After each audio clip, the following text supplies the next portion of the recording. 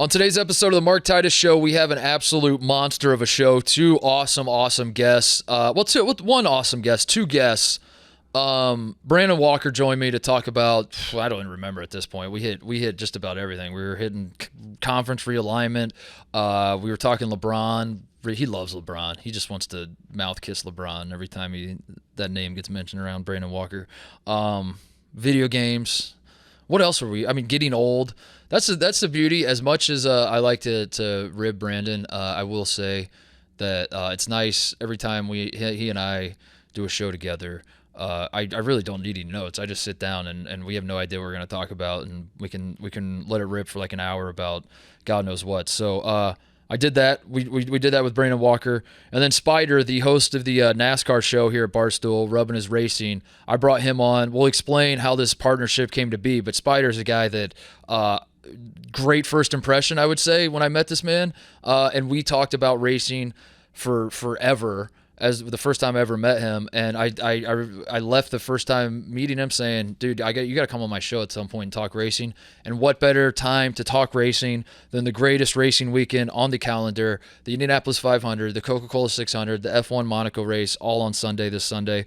So I had Spider in to talk about, my background growing up in Central Indiana, being a huge race fan.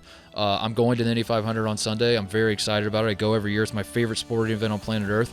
And the juices are flowing. But I also love the Coca-Cola 600. I will go to the Indy 500. I will come home. We'll have a split screen at my house. We'll have the Indy 500 re-air that they do in Central Indiana, and we'll have the Coca-Cola 600 on. We'll be watching both of those races. We do it every single year, and I freaking love racing, and I'm super happy that Spider made time for us to talk about it all. So that's basically the big show. Also, some housekeeping. We are not doing a show next Tuesday.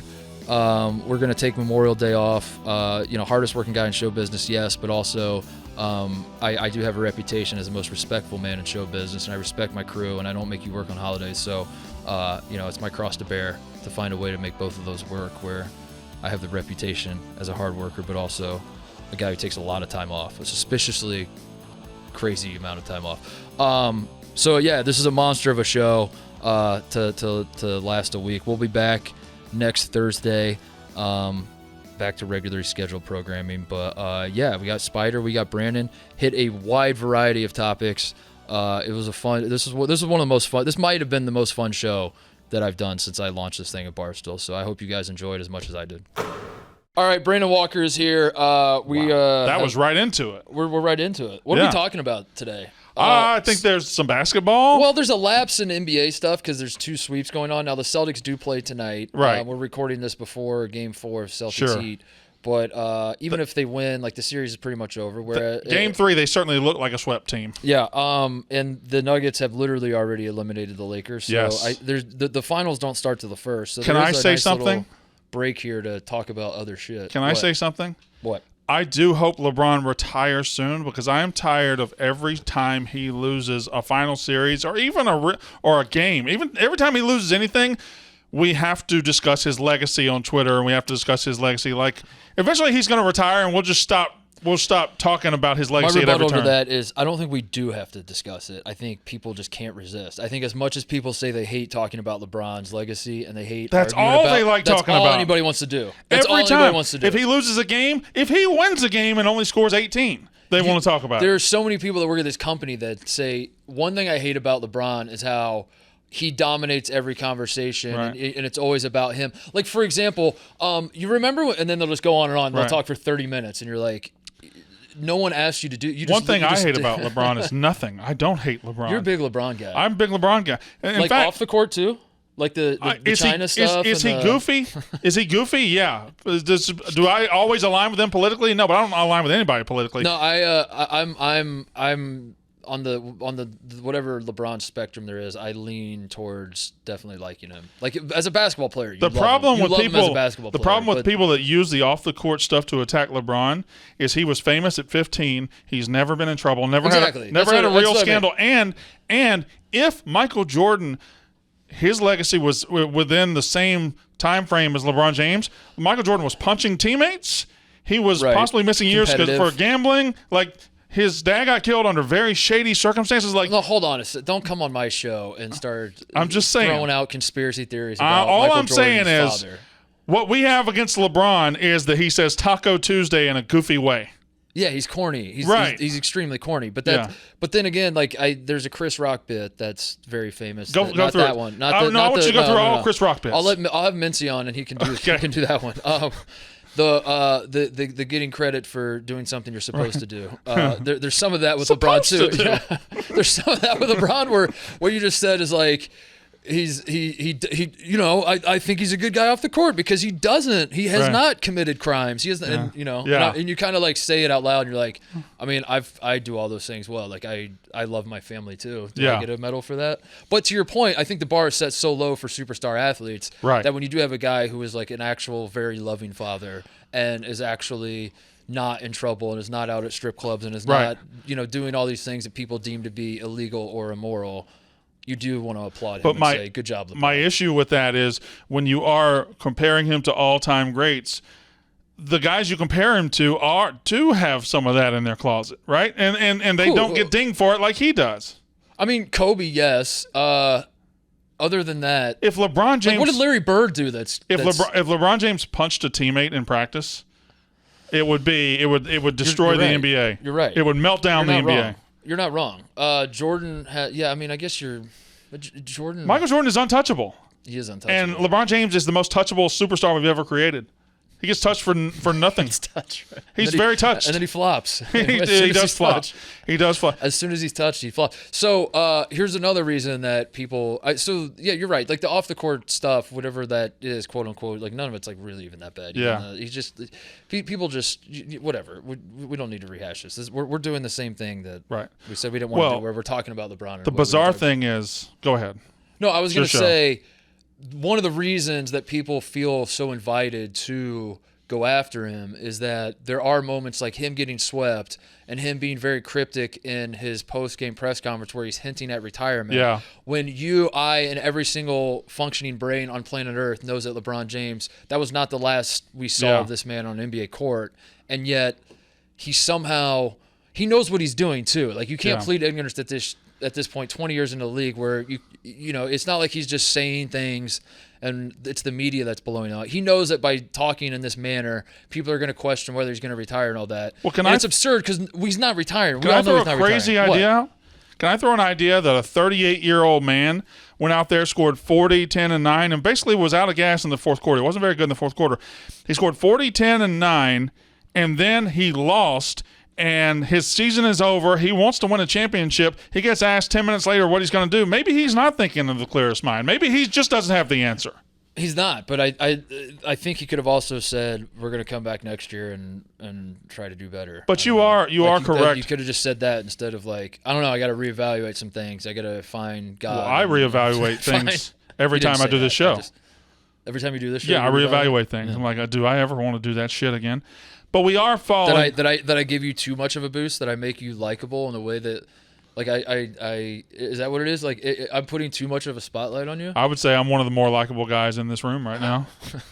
What was that? You all right, TJ? That's why we love having him on. He's funny. Right. He's funny. His jokes just. But we are falling in the same trap. We're talking about LeBron, and what is not being talked about is the Denver Nuggets are just playing phenomenal basketball. So TJ represents just a casual basketball. Like, right. He's very. I'm not saying this as an insult. Like it's very helpful on the show because I sometimes get, you know, like I think things are awesome. And I'm like, TJ, is this awesome? He's like, it's not. It's definitely like America does not care. And for if TJ represents the casual basketball fan, he's saying Nuggets Heat doesn't move the needle. And I think in terms of like storylines and narratives and all that, I guess not. Like LeBron versus the Celtics would, but the Nuggets are fucking awesome, dude. The Nuggets are awesome. I don't understand why. If you've been watching them play, how can you not be excited about watching this team play at least 4 more games? I definitely want to answer that, but as a true blue sports fan, somebody that's deep in it like you and I are, do we care about the needle? Well, if it requires the boring ass Celtics and the old Lakers to move the needle, I'd rather not have the needle well, right now. Here's the problem for you. You're a football guy, even though I'm a basketball guy first. Did you not know that?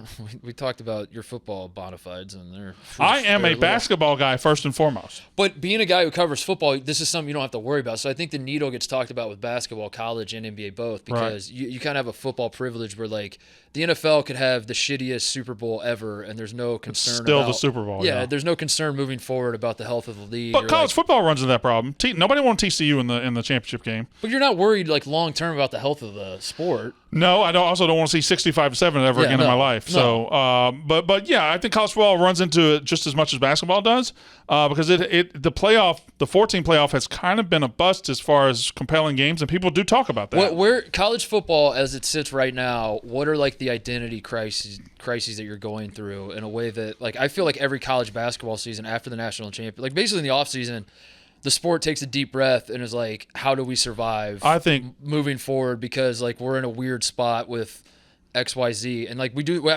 since I've been covering the sport professionally, it feels like every offseason it's like we have to fix this rule, we have to do this, we have to do, and college basketball is quote unquote dying in people's eyes. Well, I think I got a couple problems with college football right now, and then there's one major issue hanging over college football. And the problems I have with college football are, it hasn't really figured out a competitive playoff, but the 12-team playoff is coming, and hopefully that adds more seats at the table and more parity.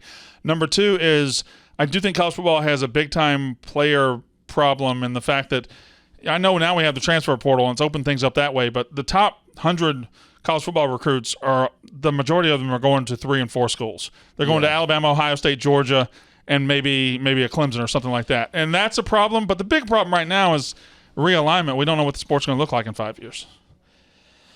Yeah, I mean, and basketball is just kind of along for the ride. That's what's crazy about that is that, I mean, basketball is along for the ride. And that kind of stinks. No, it really stinks.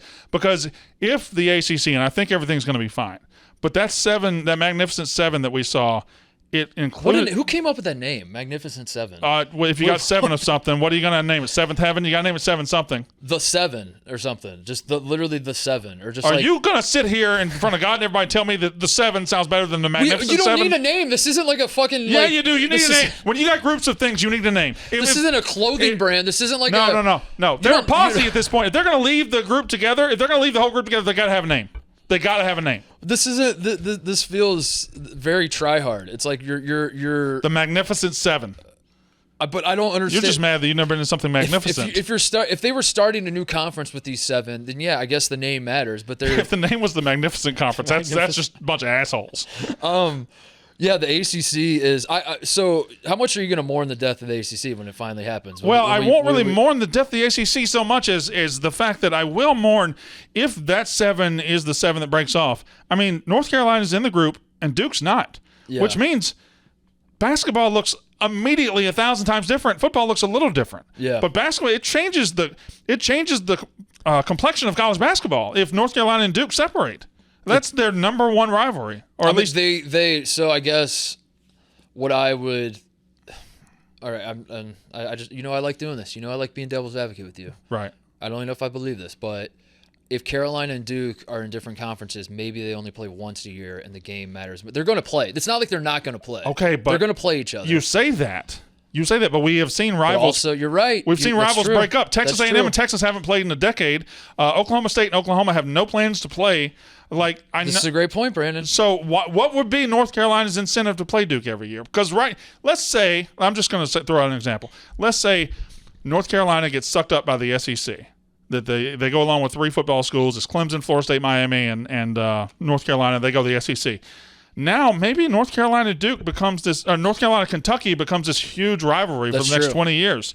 They won't need Duke as much. Maybe they just replace them. It seems insane to say this, and I'm not necessarily cheering for Duke's downfall, but it might be interpreted that way because I make so many Duke jokes, like everybody else. Right. I've never seen your show, but I kind of am worried about Duke and the musical chairs of all of it because I do think that Duke could be now. Basketball is a little easier because you don't have to be you don't have to be a power. You don't have to be when the dust settles. I think if you're not in the Big Ten and the SEC in football, you're in trouble. Right. When these super conference, when the Big Ten and SEC swell to 24, 36, however many teams are going to be in these two conferences. Yeah. if you're not in one of those conferences, you're Well, screwed. Basketball, I don't think you're necessarily screwed. So Duke might be okay, but Duke as an athletic program, as a brand, and all that sort of thing, and as the revenue that they're going to bring in with the athletic program, 20 years from now is going to be vastly different. Ultimately, if they're not smart about this. Ultimately, I think the ACC is probably going to continue as planned for a couple more years, and I think they got everything probably heading in the right direction. But I mean, let's be honest. We're heading towards something. We're heading towards something different, and I think we're heading towards maybe 3 or 4 super conferences, 20 apiece, something like that. I think the Big 12 will be fine. I've talked myself into the Big 12 surviving. It's going to be number 3. You think it absorbs the Pac-12? It's a little bit. I think the Big 10 is going to end up taking Washington and Oregon maybe, or like they'll get the Big 10 will get what they want. I don't think the SEC wants anybody in the Pac-12. Boy, I can't wait for that awesome Washington-Rutgers matchup. That'd be great. I'm fired up about Oregon, that, Maryland. That gets me going. Yeah, dude. Rutgers playing the Rose Bowl every couple of years. Yeah, dude. Do you know what it takes to qualify for the Rose Bowl? Because I don't think that Rutgers. Oh yeah, having when UCLA on their schedule is what. I'm gonna be playing in the Rose. I'll be there. You're gonna make Rose Bowl T-shirts, right? Yes, I will. Rose Bowl, what the Rutgers are. Yeah. That was the first thing my father said to me when I saw the USC UCLA news break. I called him to get his thoughts on it. He's like, "Well, Indiana football will be playing in the Rose Bowl, so I'm fired up about that." You're getting double C indeed for that shirt. Yeah. Rose Bowl and Rutgers are. Yep. You're just getting. I'm just gonna make one. Yeah. I don't think the SEC has any interest in the Pac-12 schools. So I don't think they do either. I think the most likely Pac-12 moves to me is like Arizona and Arizona State and maybe Colorado, Utah, go to the Big 12. Yeah. I think Washington State and Oregon State, honestly, like go to like the Mountain West. I think they get demoted. I don't think anybody's getting demoted. I think Cal and Stanford go independent, and they're just or like Ivy League. They go like. I think this is a reshuffling and not a re-ranking, right? Because that would, if Cal and Stanford go independent, that's a huge step down for them. I think it depends on what they value. Like Stanford's like who's going to stay Stanford independent? has more money than God. They don't need who's going to be independent in this world that everybody's shacking up and everybody's getting under these shelters of conferences. I even think Notre Dame's going to a conference eventually. You're talking about this from a standpoint that the number one motivation of every school in this country is to build a football powerhouse. And Stanford and Cal have proven over and over that is not their number one priority. This is what is happening. This is what is happening. What is happening is a reshuffling of these conferences and leagues to get into bigger conferences. They're going to break off eventually from the group of 5. They're going to break off from the smaller ones because they're tired of sharing the money with the smaller schools. So if you're in this group right now of Power 5, 65, 66 teams, you will stay realigned with somebody somewhere because you don't want to get left out of the money. That's what's happening. They're breaking off from the other 55 that make no money. But Stanford doesn't need money, is what I'm telling you. Stanford needs money. Everybody needs money. They already have. They can. What rich person do you know that doesn't try to make more money? But Stanford's already shutting down athletics programs. Yes. They need money. But he's agreeing with me. No, you said yes to him. They don't need money. They're shutting it down because they're like, this is not important. They get money from Stanford has every sport. They get money from curing cancer. In a way that, like, Mississippi State is not. Why would you do that? Why would you do that? First of all, we might cure cancer. You don't know that. Stanford is some sort of butt cancer that nobody knows about. It's shocking for dumbasses like you and I cancer that went to state schools. But there are schools out there that are like, we are not like. Because I said this when Princeton was winning the NCAA tournament, that Princeton is not this is not a Cinderella story, because if Princeton basketball wanted to be the best basketball program in the country, it would take less than 5 years for them to be the best basketball program in the country. No, I disagree. Everybody's got money, Titus. Everybody in the Power 5's got money. I know Princeton has an endowment, but Princeton... There's levels to this. But Princeton is never going to say... Princeton's never going to take their science money or their law money. They're never going to take that money and put it towards sports. That's exactly what I'm saying about Stanford. They could. That's what I'm saying. If they wanted to. But they're not ever going to. But this is what I'm saying. Stanford is doing a fundamental restructuring of how they approach the whole thing. Like, in Stanford's mind... And I don't know if this is true, but this is what I think is going to end up happening, is like a school like Stanford is going to say... What college sports has become is perverted on a level that we don't want to participate at that level. We're Stanford, goddammit, and we're not going to stoop to we're not going to change our admission standards. We're not going to like allocate money when we should be trying to like finance all these graduate programs and all these research. We're not going to allocate everything to that to try to win the fucking Pac-12 football championship when we are Stanford and we're at a level that. But you're not going to need to allocate that money because you're in a conference that is bringing you floods of athletic money every year. They're self-sustaining under these conference models. If they go independent, they're not going to be able to sustain as well. If they're going to go to like the SEC, or if first of all, the SEC is not going to want to stay, but if the Big Ten or the Big 12. Big 12 makes a little bit more sense, yeah. If the Big 12 wants Stanford, in Stanford's mind, they're going to have to make some sacrifices in terms of like the brand of what they are academically. I almost think I don't think they want to do different than that. I think at some point politically it's going to come in the political climate. Like Stanford will eventually, if they have to join the Big 12, they will be joining a conference with BYU, and those two are diametrically opposed politically, and you will have some like protests. You will. I think I think the idea that Stanford has to do anything is a false premise. Like, because I think every single person that works at Stanford that's running the ship at Stanford is like, we don't have to do a goddamn thing. I think We're sports Stanford, is a tremendous moneymaker. I think curing cancer is a bigger moneymaker. Probably. I think what big You want to get in? what big organizations do you know that shut off revenue streams? It's not about it's about like actually a lot. ESPN used to have a flip phone. And it didn't. You know why they shut it down? It didn't. Nobody wanted bars. it. I forgot about the ESPN. Was it the ESPN phone or the sports phone or something? We've had shows at Barstool that have been canceled that have been like have done numbers on. All right. YouTube and Okay, let's not get sassy here. Okay? So I mean, it happens. Your point is right. I think they want to make it work, but like this is what the Ivy Leagues did, though. This is like Harvard won how many football championships, and then like the game changed, and they were like, we don't want to play that game. You know what's amazing We're done with this game. about college football and college basketball, though? College basketball has always adapted very, very well. I mean, like college basketball was never supposed to be as big as football, but they created the 64-team tournament. They created their own huge moneymaker. Like, it's the biggest moneymaker in college sports. Yeah. I think the Big East ESPN relationship, like putting college basketball benefited so much from having a 24-hour sports network that needed content constantly. Yeah. Basketball is more structured to have games over and over, like all the time. Every night you can have a game, and I think that blew up. And then growing up where you did, were you more locked into Big Ten basketball above everything else, or were you locked in on Monday night Big 12 games, Tuesday night Big East, or whatever? Super Tuesday, they called it back then, Big Monday. I think, honestly, like when I was growing up, I knew there were different conferences, but it didn't cross my mind that it was regional and that. Yeah. Like, I guess, like, all my friends, like everyone cheered for Indiana or Purdue in my school, and then like all the friends' parents, like if they didn't go to one of those schools, they probably went to a different Big Ten school. But it never really crossed my mind that like this part of the country only watches Big Ten and this part only watches SEC, because I was watching everything. Yeah. So I cared more about the Big Ten because, when you're a kid and you see Illinois on a jersey, you're like, that's the state that's right over there. I think and Big it makes more Monday. sense. But I watched everything. Did you not? Oh yeah, I think ESPN Big Monday was a Big East game first, and then a Big 12 game usually, and Super Tuesday was ACC into SEC, I think. But I was watching it all. And ACC, I was locked in. So the part of the ACC, that's where we're at with the conference realignment right now, is the Magnificent Seven, as apparently they want to be called. But it feels you will call them that. Very try hard. I think for me, the ACC died when Maryland left. Where like I saw like the heart of the ACC when I had to start watching Syracuse in the ACC and Louisville in the ACC, Pitt in the ACC, and Maryland's in the Big Ten. At that point in time, the ACC has kind of already started to the cracks in the dam, because Maryland is a founding member of the ACC. If you told me to close my eyes and think of ACC basketball, right? Yeah.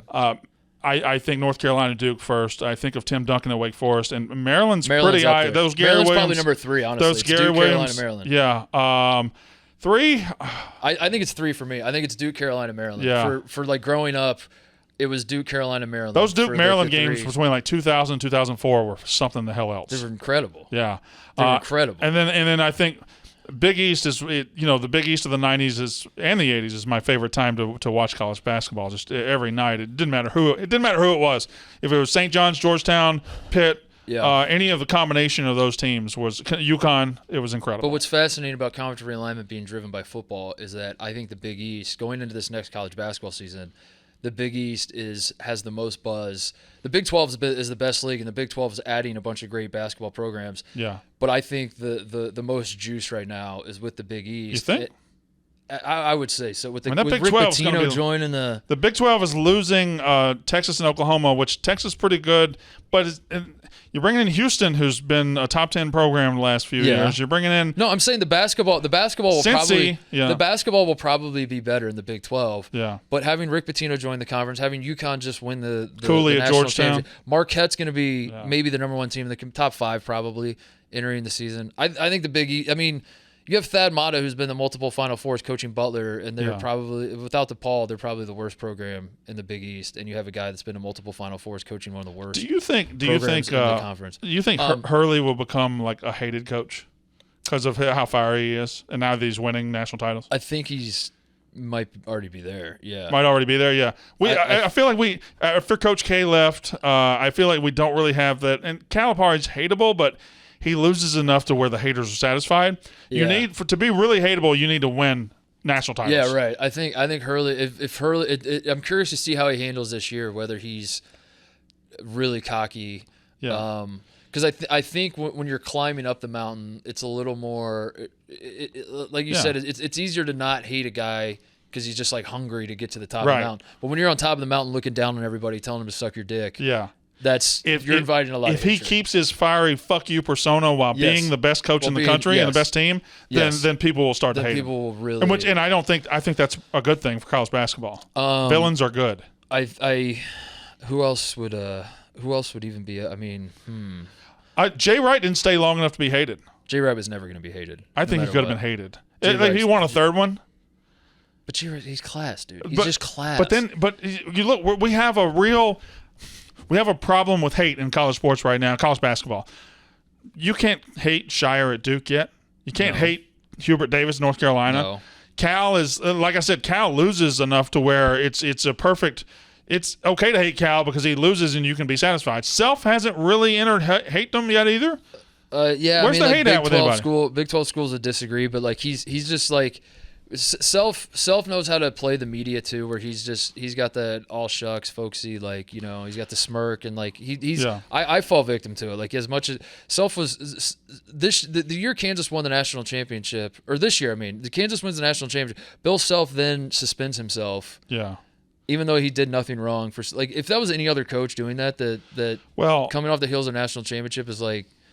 I have to not coach these games because I may or may not have committed violations. But if I did, I'm going to get ahead of it. But also, I didn't do anything wrong. That's absurd, but he gets away with it because Bill Self's kind of likable. Self in this last NCAA tournament was super weird. By the way, I have 2 more hateable guys. But Self was super weird in the fact that he just disappeared for the medical reason, and it wasn't really that gigantic of a story. Like, he just didn't coach the Big 12, then didn't coach the NCAA tournament, and then he didn't coach against Arkansas. We're like, okay, cool. I guess he'll be back when he gets back. Is he living and breathing right now? He's good? Oh, you got a DeMar Hamlin situation. Is that what you're saying? Do we have the real Bill Self? We have a fake Self?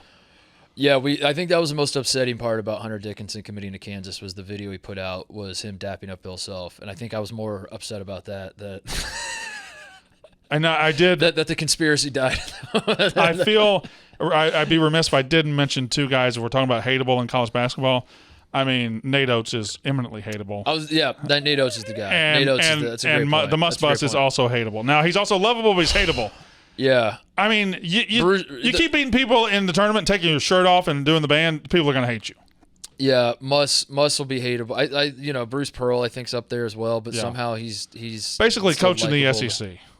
Coaching in the SEC is a good way to. Nate Oates is probably number 1 though for people, but he's not winning enough. But he's still got the cocky attitude. If he would have gotten to the Final Four with that team, he would have locked the hate in. I hate him because I picked Alabama to win the national championship, and his hubris ultimately doomed him. Took a number 1 seed to win the national title. Yeah. Wow, took a lot of guts out of you. Mm-hmm. I think there's hateable coaches in the Big Ten, but none of them do enough to like get Fran McCaffrey to be worth the hate. Juwan Howard hateable. Yes, Juwan Howard's very hateable. Fran. Brad Underwood. Fran is getting more hateable. Fran's doing shit. Yeah. Like when he stared at that ref this year. Yeah. Like, shut up, dude. Yeah. People hate Izzo. People hate Izzo. Painter. But I don't hate Izzo at all. Painter's not hateable, but he's like. He's a doofus. He's a doofus. He's got a doofus face. He's a doofus, and you also he's a loser. He's exactly what you think he is, right? Because people look at Painter and say, "Well, he can't win the big one," and then he goes out, doesn't win the big one. He can't win any of them. He's got a. We were talking about this with NBA coaches. Painter's got an NBA coach face. Yeah. That when it cuts to when Purdue's getting 7-0 run, 9-0 run put on him, and it cuts the painter on the side of him with his face, you're like, that's a bad face. Just no emotion whatsoever. Yeah, like I don't want that face running. It's bad coach apparel too. The weird like shirt windbreaker thing. Yeah. Where were we? What were we talking about? Somehow I was talking about the ACC. Like when this goes down, when the Magnificent Seven break apart. For somebody who doesn't like imminent, it, you sure are saying it a lot. I'm Nobody said, placating my guest. Dude. Nobody said Magnificent Seven more than you in this. I'm placating because I figured if I said the 7, you wouldn't know what I was talking about. So I'm just confused. I've been texting TJ. What's he talking about? So if these 7 break apart, which it feels imminent, it's because the grain of rights, my understanding is it's like 2036. So like they gotta break away or sit there till 2036. They're gonna break away. Well, so what? Like I guess what the point I was gonna make, to me, it's gonna be sad to not have the ACC because the ACC was the best basketball conference forever. Yeah. But the moment Maryland left, to me, the ACC was kind of. Not that I thought that it was going to disappear forever, that it was going to get to this point, but the magic of that conference has disappeared. Has the ACC ever mattered in a football? Now they're individual they've had teams. national champions, Yeah, but I mean, like as a conference, is there ever a time where you're like, the ACC is red hot as a conference right now? That you remember? No, but they do produce elite teams from time to time. I mean, like Clemson, Florida State, and even in kind of a. You're kind of part of us capacity, Notre Dame a couple years ago when Clemson and Notre Dame both made the playoff. Like they can be good, and they'll never be the SEC where it's 7 or 8 teams trying to be the top of the mountain every year. It's who it's going to be, but I mean they've been a better elite team or national championship producing conference than the Big Ten. The Big Ten hasn't. Big Ten's got what, 2 titles since 2000, and that's both Ohio State. Hold on, let me think about this. I mean, I just told you can think about all you want. Michigan Michigan is a great team, right? They have not won an outright national title since 1948. It's of course. Yeah, I don't right. You're not going to find. I'm not going to defend Michigan. But I'm just saying, terrible, yeah. If you think, the ACC isn't really a football conference, well, they've had Clemson, they've had Florida State, okay, they got Miami in there. No, you're right. But is the ACC just a collection of some good teams, or do you think there's power in the ACC conference brand of ACC football? I think the ACC is a basketball conference that has some football members. Yeah. Right now, as it stands, Florida State is sometimes good at basketball, but they don't give a shit. Clemson, every now and then. Miami was good this year, but they don't give a shit. They don't care. Yeah, they're trying to parlay the good basketball team. What the ACC is right now are a great basketball conference, a historic basketball conference with some SEC and waiting teams, and that's Florida State, Clemson, and Miami. Yeah, let's split them up. Let's split up the ACC when it dissolves. I think who's the SEC taking? I think the 4 teams they're going to want, and I really do. What are they going to be the battle? Yeah, go ahead. I think they're going to want Clemson and Florida State. You can have them. I think they're going to want Miami. Okay, good. You can have and them, I think they're going to want North Carolina. North Carolina is going to be the fight then. Because Big Ten wants Carolina. That's fine, but I think SEC at that point, if the footprint, they would add North Carolina as a state. They would add that whole footprint. They would add Charlotte Metro. They would add all that. You're not adding anything with Florida, but you're also just solidifying the Southeast for yourself. What if say that Carolina and NC State are package deal and Virginia Tech are package deal? Do you think the SEC would want the Virginia schools? I think they would much rather have the North Carolina schools. The North Carolina schools. Yeah. I think UNC is going to be the ultimate bidding war between. Because I think if it comes down to it, like it's not going to work this way. But if for entertainment purposes, you should have the SEC and Big Ten just sit in a room and literally draft the teams. That would be awesome. That would be so fucking awesome. And if that happened. If the Big Ten or if the SEC is like, we want Florida State and Clemson, the Big Ten would be like, have them. We don't want that. I would think so. But North Carolina is attractive. North Carolina, Big Ten's going to be like, now hang on a second. They're attractive across the board. Yeah, like they're a pretty good football program. Yeah, they're terrific in the non-revenue sport, like baseball side. They're great in non-revenue sports, and they're one of the biggest basketball brands in the country. And they're a state school that. NC State fans are going to get upset. Duke fans might get upset. Listen, there are a lot of colleges in North Carolina, but the University of North Carolina, Chapel Hill, owns that state. I have heard they own that state. I've heard this stat, and I think it's right. There are more North Carolina graduates in the state of North Carolina than there are Duke graduates in the world. That's how much bigger That's crazy. and more grand they are. And if you heard that stat, that's true. So that's a fact. I've said that stat. That stat's correct. It's true. now. It's Yes. true. You heard it, and then you said it on the show. I'm going to fact check real quick. It's True. So Carolina, the debate that they will have, assuming that the SEC and Big Ten are equals, and whether they are or not, I think the Big Ten's probably technically bigger now, but the SEC will probably be big. I don't know. Who cares? But if Carolina's like, we see them both as equals, we see there's a lot of reasons to go to both. The issue is that I think culturally they're more SEC in terms. Obviously, they're in the South. I think when the schools get together, I think the North Carolina fans will feel more comfortable hanging out with the Georgia fans and the South Carolina fans, and on and on. North Carolina cares about academics, though, and the Big Ten. So does Vanderbilt. No, Vanderbilt does. That's one school, dude. Well, that's our academic school. I think North Carolina. That's our academic wing of the SEC. I think in terms of the way North Carolina fans approach like drinking a beer and watching the game is more SEC. The way that the university is ran feels more Big Ten to me. Are you saying that the SEC, with, by the way, Stetson Bennett, who just won 2 national titles, who spent 7 years in college and has no proof of graduating, you saying the SEC doesn't care about academics? Right. Whereas the Big Ten, where C.J. Stroud came from, Cardale Jones. Very much. They didn't go to play school. An academic powerhouse. I think Carolina's the big hang up, though. That'll be the big one. I think the Carolina could be a prize for the SEC, but I think the ultimate prize and the ultimate Big Ten throws its nuts on the desk is when Notre Dame is their prize. And I know Notre Dame has their own deal. Notre Dame is the toughest nut to crack in all of this. But if the Big Ten's big swinging hammer of throwing the ace on the pile is getting Notre Dame at some point.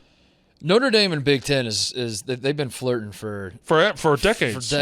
Literal decade. I mean, the will they or won't they? Notre Dame feels like a Big Ten team. It does, yeah, and they know that though, and they've been using that as leverage. And they've been dicking around with the ACC. Well, this is the interesting thing about Notre Dame and Big Ten is that Notre Dame has had the leverage forever because the Big Ten has wanted Notre Dame more than Notre Dame hasn't needed the Big Ten. Yeah. But now, as we've been saying, like the musical chairs are going on, and there is going to be a moment where like if you don't have a chair.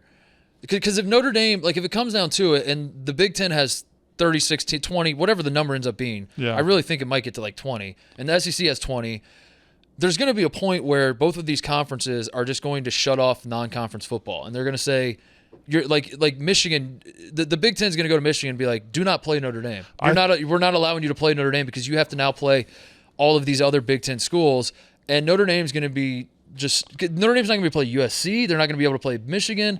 They're going to lose a lot of, and the only way they're going to get into the playoff is if they figure out a way to join a conference. First of all, Notre Dame Michigan should play football against each other every year. But they're not going to. I know, but they should. If it goes the Brandon Walker conference alignment, Notre Dame Michigan should play every year. That's a fun game to watch. It's a good fight song matchup. It's a good color matchup. It's a good everything matchup. They should play every year. There's certain teams that should play every single year. Kansas, Missouri should play every year in every sport. They hate each other that much. And they played one of the biggest games in the history of college football the last 25 years in 2007. But kind of what you're saying with Duke and Carolina basketball is unfortunately all it takes is just like one coach. Yeah. Like John Calipari ruined the Indiana-Kentucky basketball rivalry. Well, John Calipari, he's an asshole. It took one man to just be like, I don't know. My feelings were kind of hurt that you guys rushed the court. So wow, that rivalry just goes away. What was that guy's name? Trenton something? Watford? Trenton Watford? That was his brother. Trenton Watford played for LSU. It was Christian Watford. Watford, that's right. It's his brother. I was close. Yeah, you were close. I was impressed. You're pretty good at this trivia stuff. Oh yeah, I'm probably the best in the world. Probably the best in the world. Can I tell you something we didn't talk about? What? I know we're talking college sports. We went from LeBron. We took a brief stop. And we were like, the Nuggets playing great basketball, and then went straight to college. Can I talk about the Nuggets a little bit? Yeah, let's go back to the Nuggets. Yeah, why not? They are so fucking fun to watch. Can I cuss on the show? I already said that. I literally said I think that exact thing. But thank you for... Jokic, I will crown him right now. I don't know if you've crowned him. He is the best basketball player in the world right now. I have been saying on the show, and I'm getting more and more confident saying it. At first, like a lot of my takes, I kind of say it half-heartedly, and I don't know to see if it's going to stick. See how it feels coming out of my mouth. You can always take it out of the bag if you want to. Yeah, and then I check back in after a couple of days. I asked TJ if it went viral on TikTok. And it didn't. And it did not. And then we just go from there. But one of the things I just like let squirt out of my mouth, and then now I'm starting to feel more confident about. That's disgusting. Is that these Denver Nuggets are the there's a lot of similar Golden State Warriors vibes in 2015. Okay. Not that they're going to go. Hold on, let me finish. Not that they're going to rip off 4 titles. Threw a towel. That was pretty good. Threw a flag on the play. Right. Oh, I thought you threw a towel because I said let me finish. And you were telling me to wipe up. I'm not saying they're going to win 4 titles.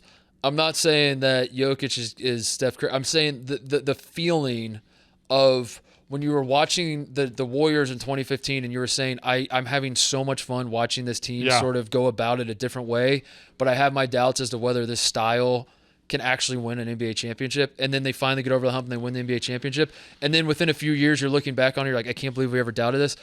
I think I feel the same way about the Denver Nuggets watching them on this playoff run that I felt about the Warriors in 2015, where there's like a curiosity that turned into like a holy shit, this team is special and fun and all those other I have a comparison that's similar, but I think yours is probably the best one. 2015 Warriors just kind of changed the way you watch basketball.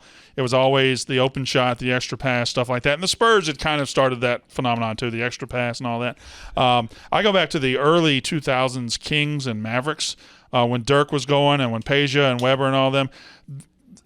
After Jordan, a lot of the NBA was just guys trying to shoot 30 times a night and score 30 points and be the hero. ISO ball, yeah. ISO ball, and it was poison. And then the Mavericks and the Kings were playing this beautiful team style of basketball. It was awesome to watch.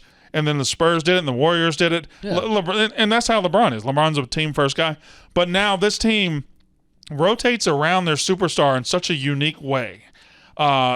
They just use him at the top. They give him the ball at the top of the key, and he'll set a screen while he has the ball or something. It's handoffs. It's everybody knows how good they are and what they're supposed to do.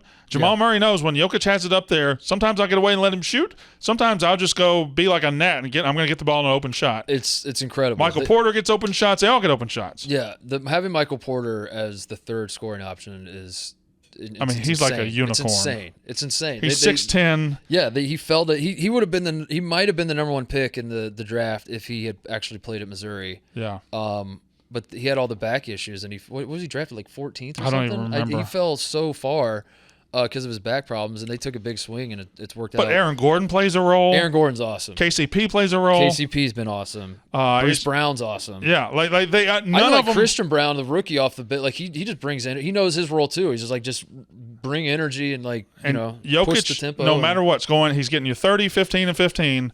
And some nights Jamal Murray will go get 35. Some nights Jokic will go 45. You're right though. The way they use him isn't.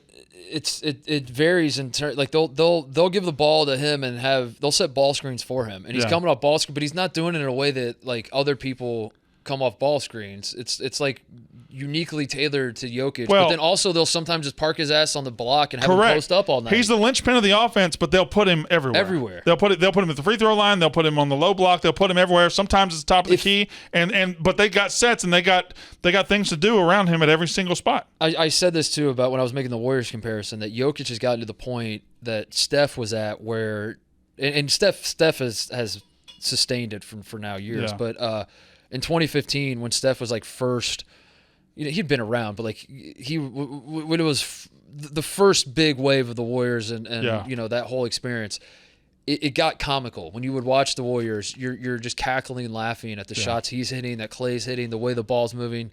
I've gotten to that point with Jokic and the Nuggets. Him hitting the step back threes over when the shot clock when the shot clock's going on.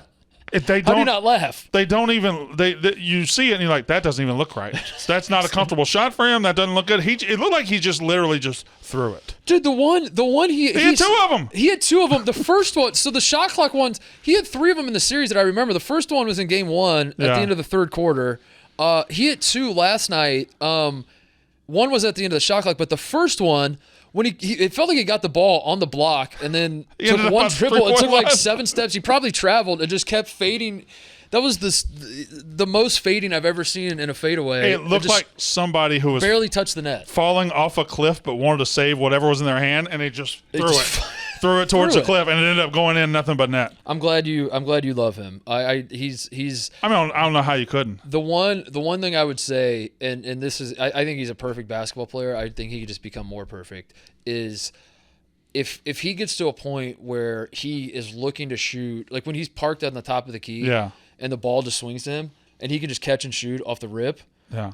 Now, the downside of that is if he starts doing that, then he's no longer Jokic because his passing ability is ultimately what unlocks everything else about his game. Yeah.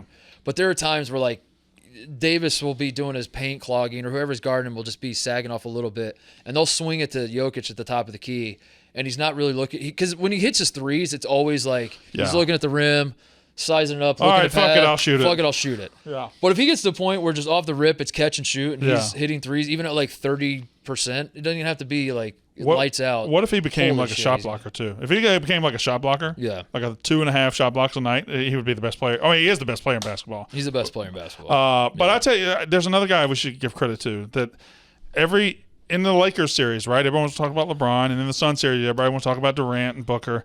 And now in the East, everybody wants to talk about Tatum. He scored 50 points in Game 7. Jimmy Butler is he just doesn't give a rip about anybody. He's got the entire franchise. I said this in the torture chamber. He's just a mental torture chamber. He's taunting everybody. He's going down the list, and pointing at him. Timeout, Al Horford, talking shit to Marcus Smart, getting in Grant Williams' face.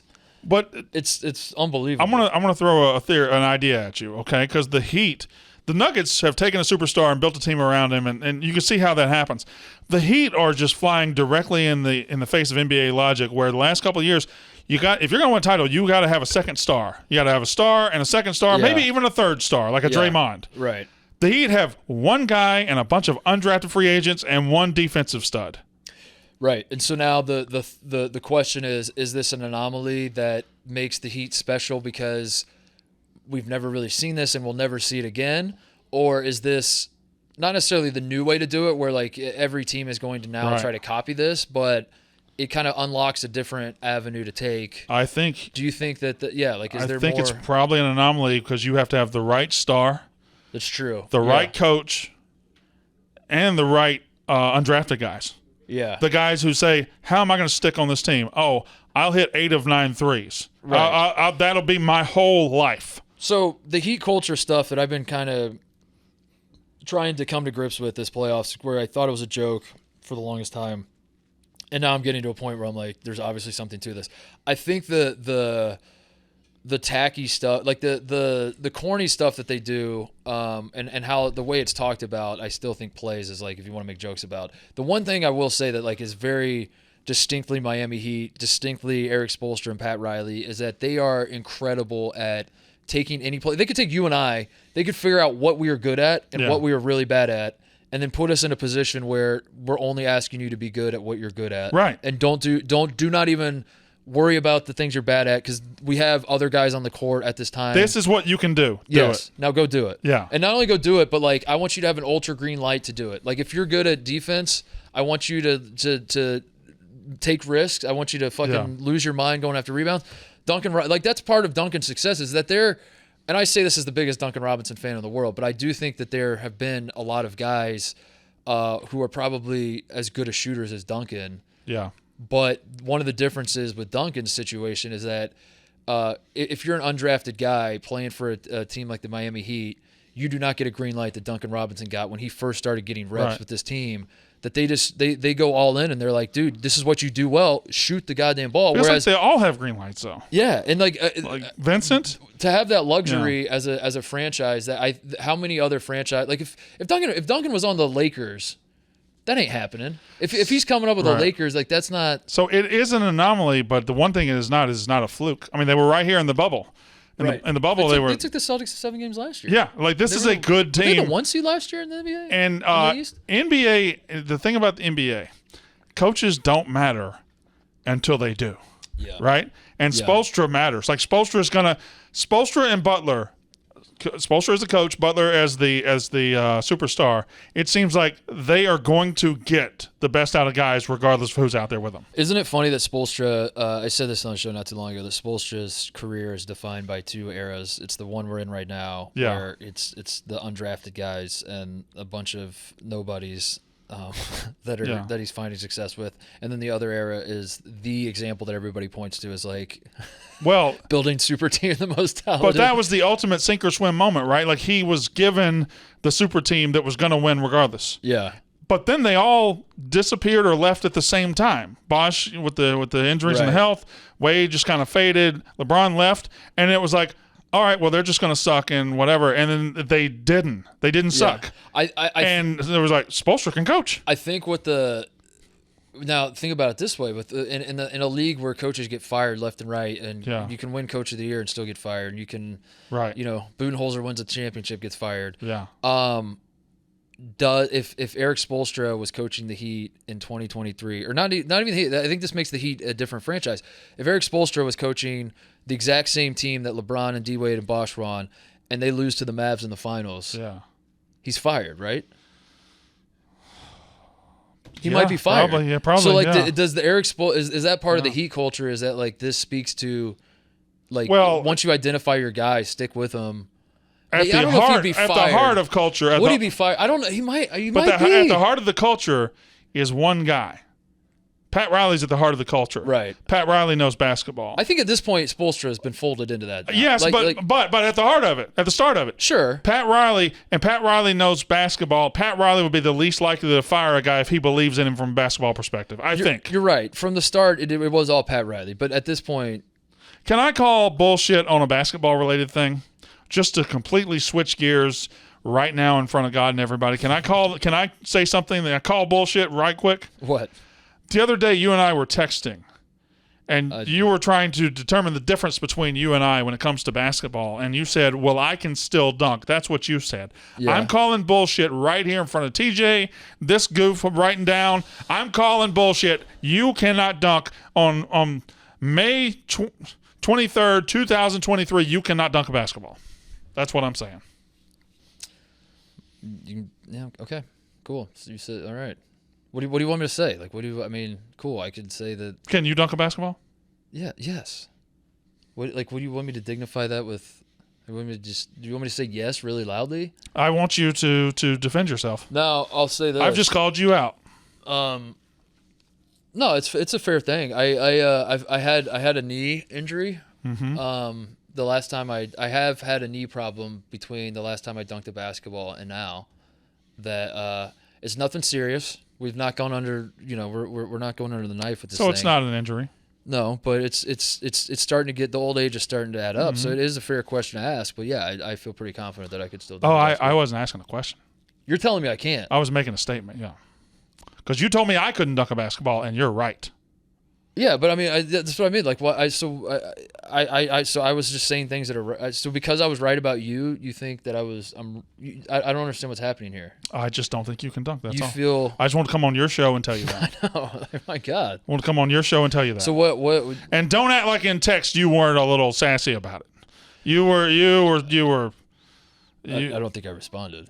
Because I didn't understand what was going on. I was like, that's... No, I didn't do absurd. that during text. When we were talking, you said the difference between me and you is I can dunk a basketball. It's like still. me saying, I don't think you could house like 4 Chick-fil-A sandwiches in one sitting. And you would just stare, you just stared at me. You're like, I mean, what the hell kind of... Yeah, I actually got mad there for a second. You're like, of course I can. Do we eat Chick-fil-A every day? No. Yeah. Not Sundays. I don't know. It's the easiest thing to order here. What? It's the easiest thing to order here. It'll be. I can order it. I can think about it. I don't even know where the Chick-fil-A is around here. Every time Titus, I don't know how they do it. It'll be here in 10 minutes. It's like freaky fast. And it's that's Jimmy John's. Yeah, that's but they stink. But Jimmy John's. It's 15 blocks away. It is not close. It's not close. It's like a 20-minute. And it'll be here in 10 minutes. I can order it right now. And you don't need to do this at 5:57. He's hungry. He's just hungry. We'd be eating Chick-fil-A at 6:10. You don't need to do this. I'm not going to. Are you excited about the college football video game? You talked about this last time you were on here. Yeah. That you love sports video games. I am. I feel like people seem to be split on as to whether or not this is just going to be Madden with college jerseys, or can whether I they're tell gonna the truth? Put an effort into people this. front about Madden because the motherfuckers buy it every year.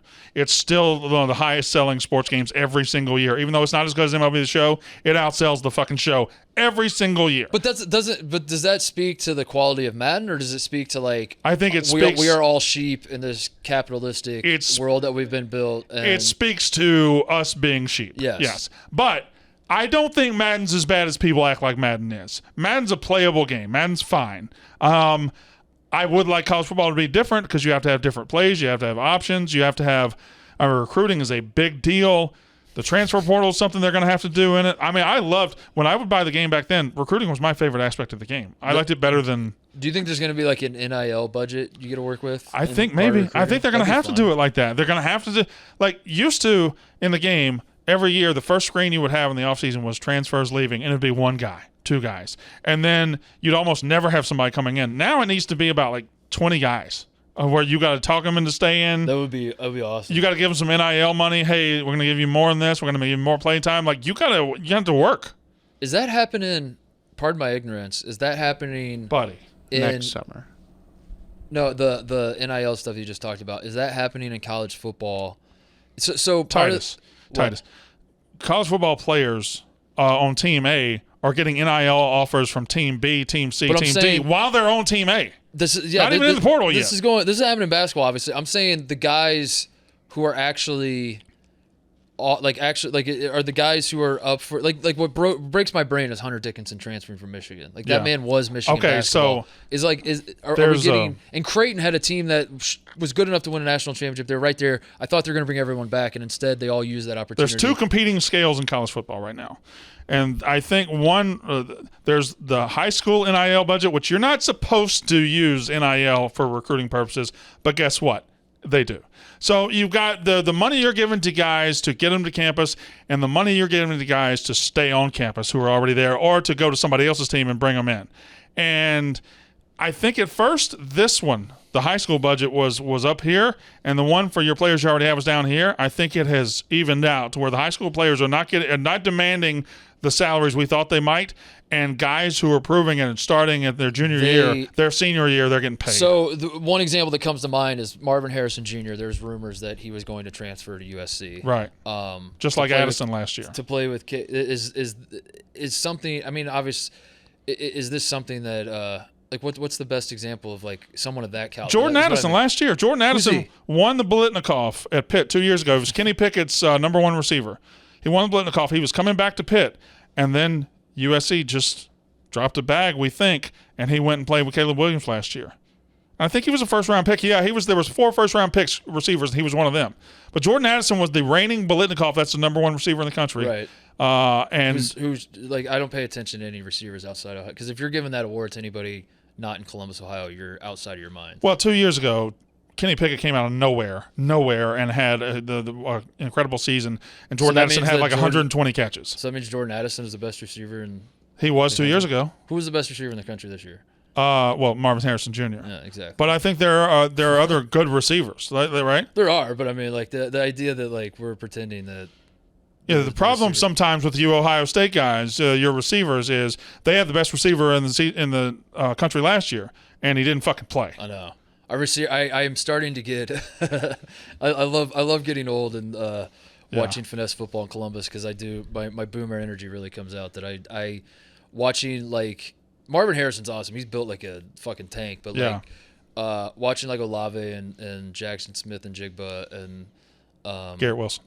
Garrett Wilson was awesome, but like watching Olave especially like tiptoe on the sidelines and like never like these guys that are like fast as shit, and like it looks like they're not even wearing shoulder pads. They have no pads because they're like, I'm not getting hit. What was incredible was tiptoe on the side. Remember a couple years ago when Olave was great and Garrett Wilson was great and Smith and Jigba was the third option, and then they got to the Rose Bowl and Olave and Wilson were like, oh, we got to get ready for the draft. Yeah. Smith and Jigba said, all right, I'll go catch 350 yards and 3 touchdowns, no problem. And then it was his turn to sit out. So then he sat out. Marvin Harrison Jr. said, all right, I'll catch every ball. And now Marvin Harrison's. But there's other guys, Igbuka and Julian Fleming are also good. Fleming's awesome. Yeah, really good. But the problem with them is you're so cute and pretty on the outside, and then on the inside you're getting gutted. I know. Don't I know it? Ryan Day calling bubble screens. Yeah. And against Michigan. Ohio State guys just not tough mentally or physically. Preach. Mm-hmm. You're telling me. So you are excited about the video game? We think it's going to be good, or you're just? I don't know why. It's been 2013 was the last time it came out. It was NCAA 14, but it came out in 13. So it's going to be 11 years. This is the most important video game in my life. Growing up, the NCAA series, or in college, the NCAA series, I would show up to GameStop at midnight on July 13th every year and get it. It'd be me and the Mississippi State football team. They'd cut a box, they'd open it, and they'd give it to us. Did you be honest? Did you always play with Mississippi State? Always did your franchise. I always did my first one with Mississippi State. I'd play 2 or 3 years, won a national title, and then I'd go to Akron and build. I'd go to Liberty and build. I'd go down. Liberty, interesting. Of all the schools to pick, huh? I was just trying lower level schools. I said Akron first. You weren't moved by Akron when I was in the Rubber Bowl or Glass Bowl, whichever bowl they have. I don't think Akron is problematic as Liberty is. You know. Well, I just find it interesting that I thought you were a stick to sports guy, but you seem to love Liberty. I said Liberty one time. You've said Liberty 4 times ever since I said it. Not a big deal. You know who my team was Oregon. I was a huge Oregon football. Oh wow, because Oregon was the best team on the game pretty much every year. Literally never. When was Literally Oregon never ever? my ass. They always had the fastest quarterback. Joey Harrington was the fastest quarterback. Joey Harrington was on the cover of the game. Joey Harrington was on the game. Joey Harrington was on the game. You just said they had the fastest quarterback. Joey Harrington was the fastest. Dennis Dixon was the fastest. Marcus Mariota was the fastest. Jeremiah Masoli was the how fastest. old do you think I am? I'm 35, dude. I wasn't. Joey Harrington was your first example. I wasn't playing with Marcus Mariota, dude. Marcus Mariota was in 2014. He was on the last game. That's what I'm saying. I'm talking about when I was a kid. When I was Joey Harrington. When I was in high school, I was playing with Joey Harrington. You weren't playing in college? I was Marcus Mariota is a child to me. He's a baby to me. In college, you weren't playing with Reggie Bush and Vince Young and all those guys? That's what I'm telling you. When I was in high school, I would play with Oregon. That was my team. Dennis Dixon was a menace on that game. A menace. By the time I got to college, I don't think I was playing. I think I was burnt out on sports games. Dude, NCAA. We talked about NCAA flunked me out of college. I played. I would stay up all night. I played sports games. My favorite sports game ever that I remember just like beating into the I played it till my eyes bled was NBA Street. I love that game. I think Volume 2. Yeah. I think it was Volume 2. I played those. I love those games. So I didn't play NBA Street Volume 1, but then I bought Volume 2, and I just remember playing the first 3 or 4 games, and then unlocking a Larry Bird jersey to wear. I was like, I was hooked. My vivid memory of that game was all of my friends wanting to play with like Dr. J or Jordan. Was Jordan on the game? Maybe he was. I think he was. He was on the cover, I believe. Anyway, like the guys who were dunkers and and Allen Iverson crossing people. I don't know if he was on it, but like guys of that ilk that would make sense for street ball. And I remember just like playing with Larry Bird. You bomb threes, up in the corner, Larry Bird. It's a street ball game. The whole point is fundamental ass basketball. The whole point is cross dudes up and dunk on them. Yeah. And I got Larry Bird shot faking out there. But then I by the time I think I was in college, I was done with sports video games. But maybe I should get back in. Maybe it'll get me back into them, Brandon. I don't know. I'm willing to change. Do you find this is the last thing I kind of want to talk about? Then we can end this. We can put us out of our misery. I want to go get some dinner. You're not happy? I want to go back to a. What are you doing for dinner? Whatever. Chick-fil-A again? No. What do you do for dinner in Manhattan? Like, what is if you were trying to say like it's not me, it's somebody you respect. Say it's like who's. I always take people to John's of Bleecker Street. John's John's of Bleecker pizza place. It's the best pizza, yeah. It's a good sit down spot. It's good, but like you have to sit. You have to sit there and like. But if somebody comes to New York, they get the best pizza in the world. Yeah. Yeah, but that's. I mean, like. Well, you want to go to Catch? You want to go? It is a sit down spot like that. That's a. You can sit there and have share a pie because they don't do slices. Okay. Yeah, it's not a come and go place. Okay. Yeah. All right. So it's more respectable than all right. That's fine. That's fine. That's good. Where do you take people? If I came to LA to visit you, where would you take me? I would probably honestly take you to Chick-fil-A by my house. There's one. There's like one Chick-fil-A I know of in Los Angeles. I mean, I would go and I would be happy, but where would we go? I don't know. We would. I mean, like living the celebrity Hollywood lifestyle that I do. You don't. I think I could probably get us into Nobu, Malibu. Is that something you're interested in? Why would you and I ever go to Nobu, Malibu? Because it'd be insufferable content for us to come on the show and talk about how we went to Nobu, Malibu. I don't know if they let you. We would piss everybody off that we went to. Nobu, I tell you what, I've heard the name Nobu, and I know it's in big cities. I couldn't tell you what they serve. Sushi? It's a lot of sushi, a lot of so it's upscale Japanese. But it's I guess it's a little bit of everything, honestly. But it's good. It's very good. So I went to the Nobu Malibu one time because a friend. There's a friend I have that invited me that booked a reservation like 8 weeks in advance for like a Tuesday at 3 p.m. And he asked me like 8 weeks in advance. He's like, hey, FYI, what are you doing in May? So you, and I was like, what? He's like, you want to go to Nobu on this Tuesday in May? And I was like, I guess. You need to get back to you're a Big Ten guy. You're a Rust Belt guy. I know. Well, I'm excited. And you're Chicago, talking about dude. Nobu and Malibu. I'm excited. Listen, the Hollywood lifestyle, I didn't choose it. It chose me, you know? Like, you move out think there, you you rub 100% elbows with chose it. celebs, and before you know it, you're getting callbacks for HBO shows like I did. People forget, I got a callback for an HBO show. This happened. What show was it? Winning Time. Kurt Rambis. I got a callback. I got a call. Now I still at this point in time, I have still not been told that I did not get the role. Now I have been seeing promos. So you can't rule it out. I have been seeing promos for the new season of Winning Time. I'm a little concerned that maybe they moved on without me. We can't rule it out. My thing with Winning Time is it came out. I love the book by Perlman, but when it came out, I didn't watch it week to week, and I said I'm gonna let it stack up and I'm gonna watch it all at once. And I just never have gone and done it yet. Yeah, I have a hard time watching true stories about athletes that don't look like they I'm gonna have a hard time believing that's Magic Johnson. Sometimes with basketball, it's hard for me to watch it if I know the story or know the kind of what you're saying. Like you kind of it takes me out of it to know. That's why I loved Air. Because have you seen Air? I haven't seen it. No, because it to that point it felt like something that was like I don't want to not like this. They movie, never show Michael Jordan. They never show him. Really? So they show the top of his head a couple times. But they never show him, so you don't have to suspend disbelief. Oh, this guy's trying to be Michael Jordan. Sonny Vaccaro is one of the main guys, right? Yeah. Is that Matt Damon? Yeah. Matt Damon's character? It's a terrific movie. Sonny Vaccaro used to follow our AAU team around. I gotta witness Sonny Vaccaro up close and personal. Yeah. And he say, as he was, don't talk to me, 12th kid on the bench. Don't look at me directly in the eyes. Actually, he would talk to me a lot because he tried to snake his way. Like he'd sit on the bench. He was Slugworth trying to get into Wonka's factory, and I don't know what that means at all. I was fucking Charlie, just standing there with my gold ticket. I'm not a nerd. I've never seen nerdy stuff. You've seen Willy Wonka, dude. Not only have you seen Willy Wonka, you have thoughts on. If I told you Johnny Depp and Timothy Chalamet, he's the new Willy Wonka, right? It would be on as a kid in school, or they'd show it at school on Friday. I haven't really watched it. There's no way that's true. I saw it as a kid, and I would see it would be on, but I never really sat down and watched it. I know a couple names. I know Willy Wonka and Veruca Salt. That's it. I didn't know what you just said. Good Augustus Gloop. Yeah, today I didn't have anything. We did that on the act. You're kind of like him. Augustus Gloop? Yeah. Just disgusting. Fuck both of y'all. Just like gluttonous. Are you? Brandon, we agreed on two things at the end of last episode. Did you see the new Dude Perfect video? I know you're a big fan. I haven't seen. What is it? The From a Long Way Up? World's highest? Yeah. We're gonna break it. We're gonna break the. Okay, here's my problem with Dude Perfect. Okay, I saw they were in Vegas for 3 days. Yeah. And they hit it with an hour left in their time on the third day. At some point, what were they doing? They were in the top of that tower throwing. It was that 865 feet up. They did it for 3 days. Yeah. And on the last hour they were there, they hit it. Is that a trick shot at that point? Is that a trick shot? Well, if you watch the video, they sort of credit it to God. Now, so No, they were like, God did this? God's not done with Dude Perfect just yet. He had a plan for us. Oh, my goodness. Which, if you watch the video, it is kind of unbelievable.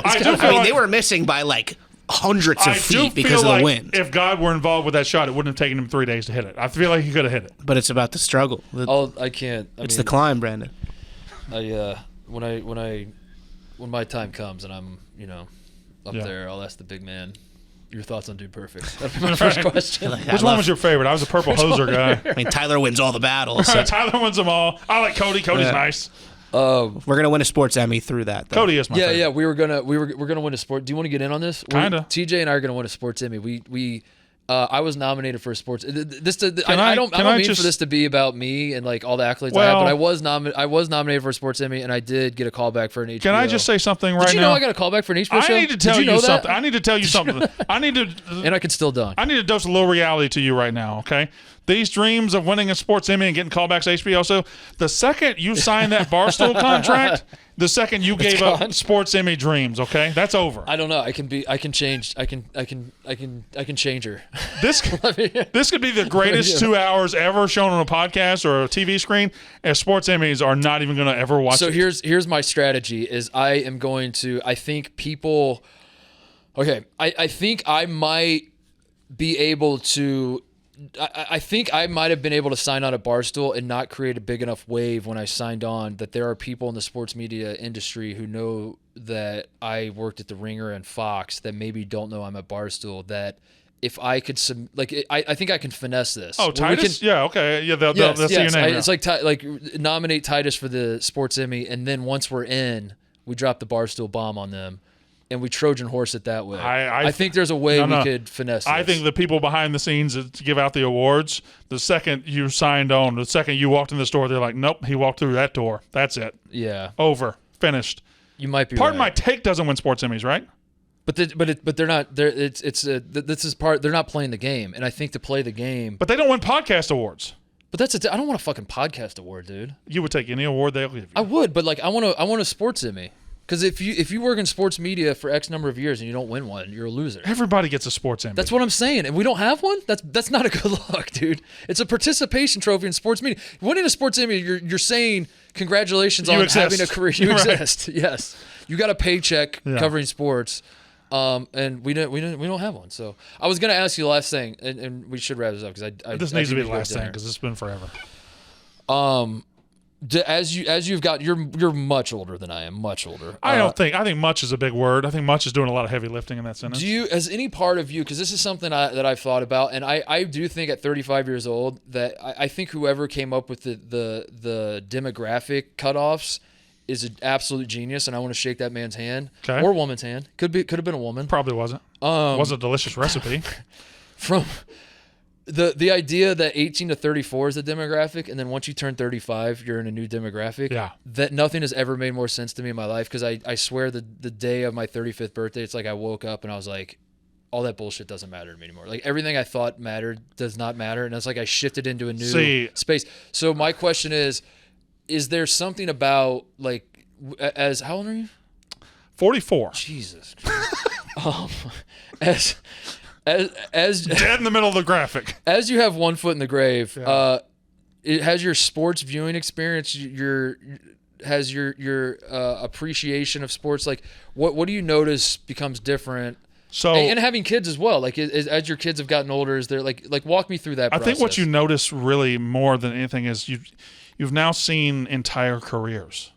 You've seen like I've when I was a kid and I was in college, I would see my heroes from when I was younger retire, but now I have seen guys become 15-year-old phenomenons and retire at 42. Like I've seen LeBron James. I was 23 when LeBron James made his debut.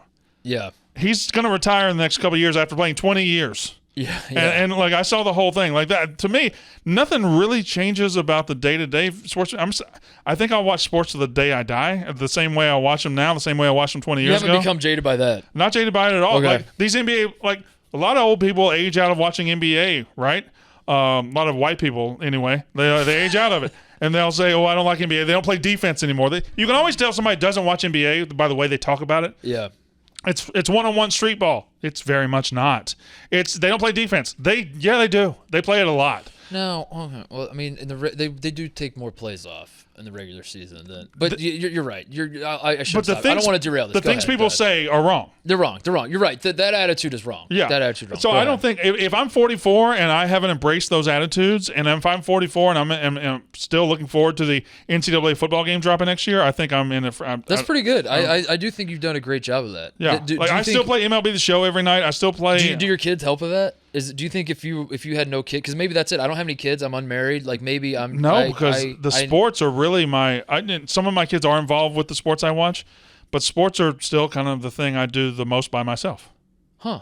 Now they're getting into it. My daughter, 14, really loves wrestling. She watches that with me, and my son, 12, is really getting into reading about baseball and reading about statistics, and that's how I started too. I feel like that's what I think I'm at like a crisis point of my sports. I'm going to always watch sports. It's just I feel. Well, you're starting to look old. I feel old. I mean, just even from 6 months ago, you've changed a lot. I think you're pretty much headed straight downhill. You're 35 and my 44 are very similar. You're probably right. Mine probably a little bit more calories, a lot more fried foods, but you're really headed. Mine's more just like you're downhill fast. Yeah, living in LA, going to the celebrity parties. Please stop saying that. Please, you don't go to copious celebrity amounts of sex with. Do not go to celebrity parties and just kind of living that lifestyle. It will catch up to you. You know, it will.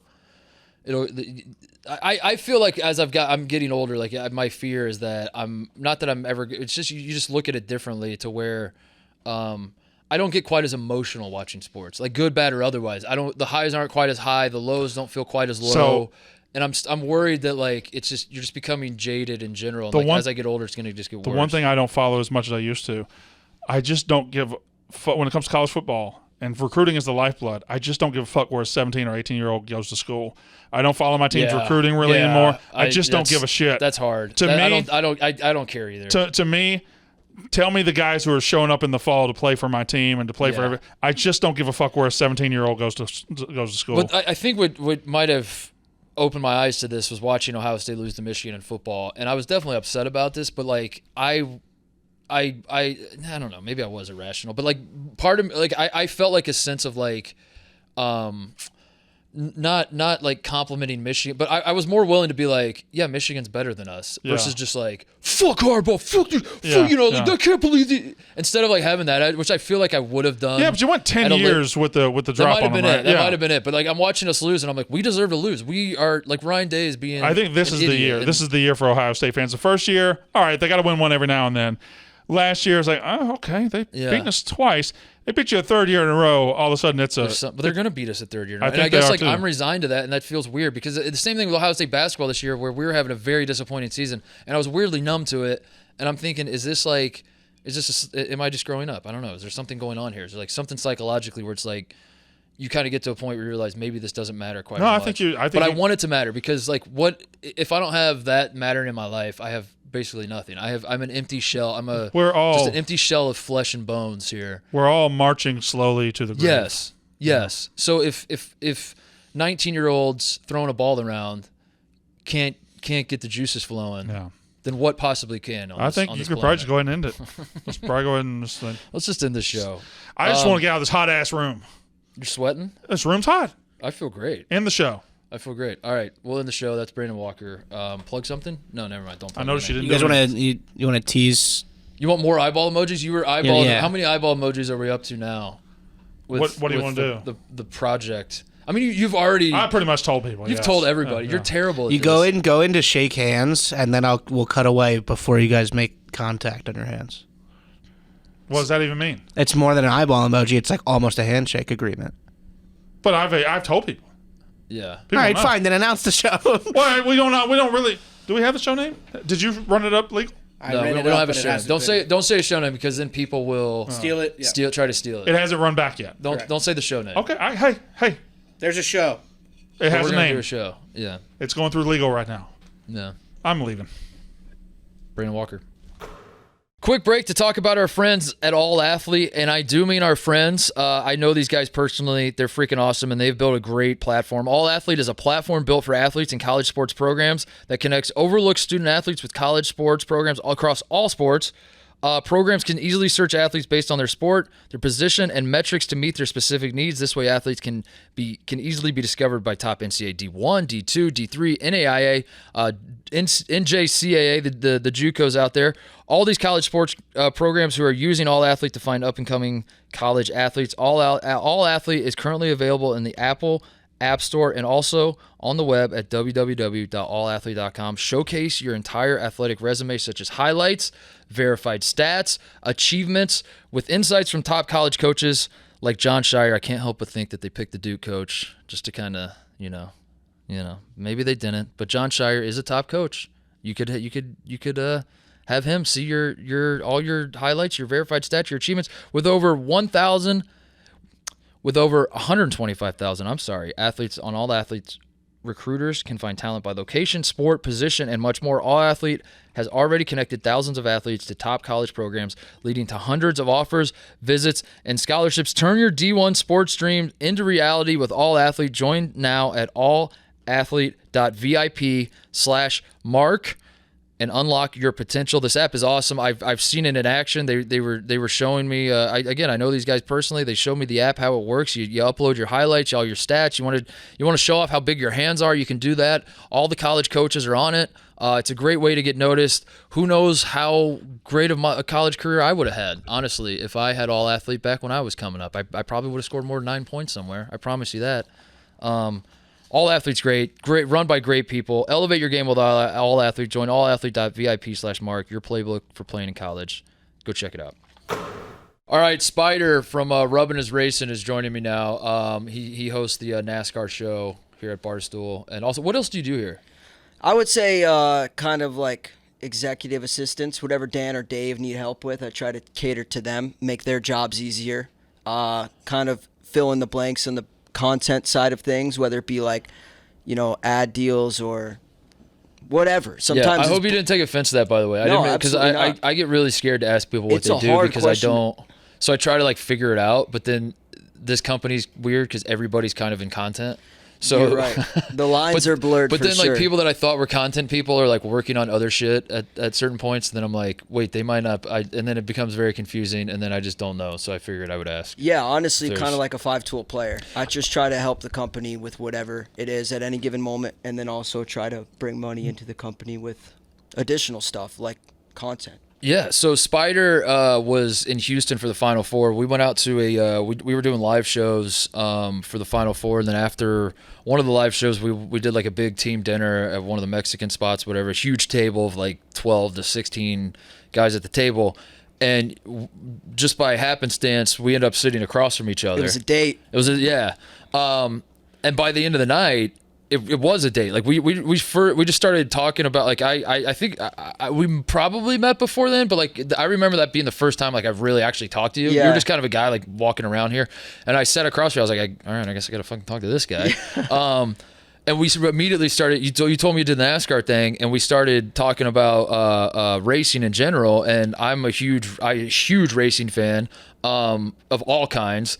And that surprises a lot of people because I don't exactly talk about it a ton. But we hit it off. We fell in love that night, just talking about racing. And by the end of the night, I swear, like you and I are just sitting there just talking about racing. And I thought with the biggest on this coming Sunday, Memorial Day Sunday, it is the biggest day in it's not even close in all of racing. You have Monaco F1 race, you have the Indy 500, and you have the Coca-Cola 600. And I thought you and I should put our brains together. I'm an Indy 500 guy. You're a NASCAR guy.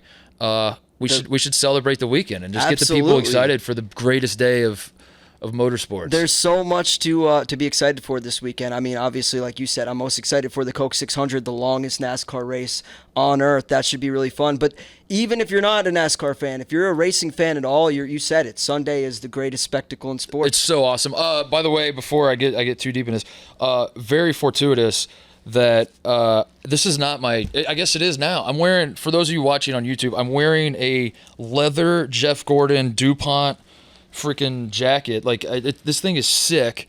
I got this jacket like an hour ago. I was walking by there some bin that's set up out there. Donation bin. We're trying to do some spring cleaning in the office. Some spring cleaning is going on. Joey Camast is carrying this Jeff Gordon jacket to the bin, and I was like, "Are you getting rid of that?" And he's like, "Yes, have it. I don't want it." I was like, "Are you out of your mind?" And I put it on. It fits. I am a Jeff Gordon guy. Maybe we start there. I'm a Jeff Gordon guy. Yeah, so let's start there. I love racing of all kinds. So I grew up on the west side of Indianapolis. I ended up going to high school at a town called Brownsburg, which our town actually has Indianapolis Raceway Park, which is where the national drag racing championships are held every Labor Day. It's the biggest drag racing thing. It happens in my hometown, but they also do is it the Xfinity Series? Is that what it's called now? I don't know. NASCAR Xfinity Series. I think it was nationwide. They run on Saturday. Yeah, they would run those on Saturday when NASCAR would come to IMS. So it's like the little track, it's like the JV track, but it's so awesome. There'd be midget races out there. We would go. I just like fell in love with going to all these races. My dad was an athletic director, a high school athletic director, and at one point he was the athletic director for Speedway High School. So Speedway, where the Indianapolis Motor Speedway is an enclave of Indianapolis, which is, it's kind of like, the way I would describe it to people is like the way that like Vatican City exists within Italy. Speedway is like technically in Indianapolis, but its own little town, and it's built around the track. And they have their own little tiny high school. And my dad was athletic director of that high school forever. So when I was growing, what's their mascot called? Spark Plugs. Oh, Speedway Spark Plugs. I knew it would be something Dude, good. It's sick. Their colors are brown and yellow, disgusting colors. Speedway Spark Plugs. It's got like a face. At least it did when he was there. It's like a cartoon spark plug with a face. That's incredible. Like getting mad, and they have Bonaventure colors. The basketball court has the winged wheel IMS logo on it. It was so cool. So sick. But my dad would to finance the athletic department on Indy 500 race days, and then when NASCAR started coming in the 90s, he would park cars for the race, charge like $20 probably back then. I'm sure it's more now, and it would finance the entire athletic department throughout the year. Because the high school is like just a walk, short walk to the track. That sounds incredible. So I grew up like I did not grow up in a garage. I wasn't working on cars. I wasn't racing cars. I wasn't like into racing in that regard. But when you're in Indianapolis and my dad working at that high school, I just fell in love with like all the races. And then to the Jeff Gordon part. So the Indy 500 is a massive deal to people in Indiana, and it's like Midwest Mardi Gras, and everyone freaking loves it. So as far as like NASCAR versus open wheel stuff, like I always loved the Indy 500, but I love NASCAR as a circuit more. So I would watch the Indy 500. That's like number one. But then for the rest of the year, it was NASCAR because Jeff Gordon, who grew up in California, when he was like in high school or junior high, something like that, he moved to the west side of Indianapolis, the town right next. And funny enough, Spider, my dad, before he was the athletic director at Speedway, was the athletic director of the high school that Jeff Gordon went to. What? So my dad, like, he's got to be the biggest Jeff Gordon fan in the world, biggest Jeff Gordon fan in the world. So, like, in the 90s, NASCAR was basically, you were either like a Jeff Gordon guy or a Dale Earnhardt guy. And the Southerners hated Earnhardt, or they loved Earnhardt. I'm sorry. They hated Jeff Gordon because he was like this pretty boy that didn't have the accent. And, and they were like, this is not NASCAR racing. And if there's one thing about NASCAR fans, they're very particular about keeping tradition and history and everything like that. So that does not surprise me. So Jeff Gordon, and he kind of ushered in the new era of like pretty boy, like engineering, like guys that would like go into NASCAR thinking with their brains and like Dale Earnhardt was just all hard. He's like, I'm just gonna fucking like push people out of the way. Yeah, and I'm blue collar. And Jeff Gordon had like a white collar thing. But that was like the split was either you're Gordon or Earnhardt, and most people were Earnhardt because Earnhardt was objectively way cooler. But we were always Gordon because how could you not be? He's from the town. I mean, that's an unreal story. I wish I had ties like that to Jeff Gordon. I was Team Gordon growing up myself. Really? But this was before I was really a NASCAR fan. This was because as a kid I loved die-cast cars, Hot Wheels, Matchbox, whatever. And I had the Jeff Gordon, the same jacket you're wearing, the DuPont Rainbow Warrior, and I was just obsessed. I loved it. And now, like, the opportunities that exist, I've got to interview him. Like, it's so cool. So, yeah, I've been the big Jeff Gordon fan. That's awesome. But my question is, like, with so much exposure given you were in Indianapolis, what did you gravitate towards? Was it the... What do you mean? Like which form of racing? Was it the Nationwide Series at the time, or was it the... drag racing? When I was growing up, yeah.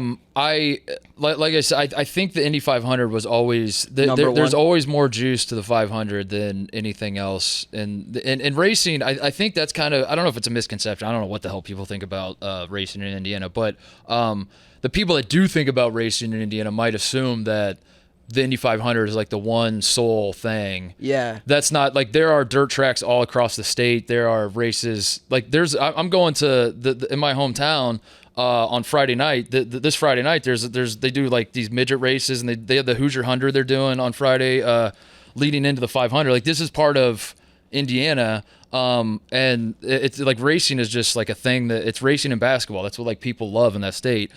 So I just like, I never really thought of it as being separate factions. Like, it never crossed my mind that like somebody would be into NASCAR but not into other stuff. I was like, if you like racing, then you love race. If you're someone who just loves to see cars going fast, trying to pass each other, you probably love all forms of racing. And it wasn't until I got older and I started to figure out that like some people are like, I don't watch that shit. I watch this. But I'm still that way. Like, and I think now, I just watch whatever's on. Like, honestly,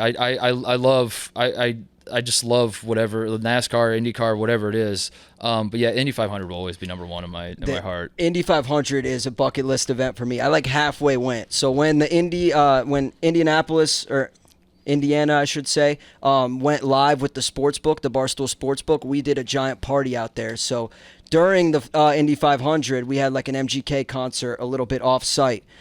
But the day before, we went to the track, we went to the pagoda, we picked up the press passes, we got a little tour. You did the whole thing? There wasn't racing going on, but it was very much race day vibes otherwise, and it was very cool. The pagoda is the coolest structure in all of racing. It's so cool. You know, so the reason it's a pagoda makes zero sense. It was like the guy who was building, I'm probably butchering this. It's probably, I should preface by saying I know a lot about the Indy 500. I know a lot about IMS.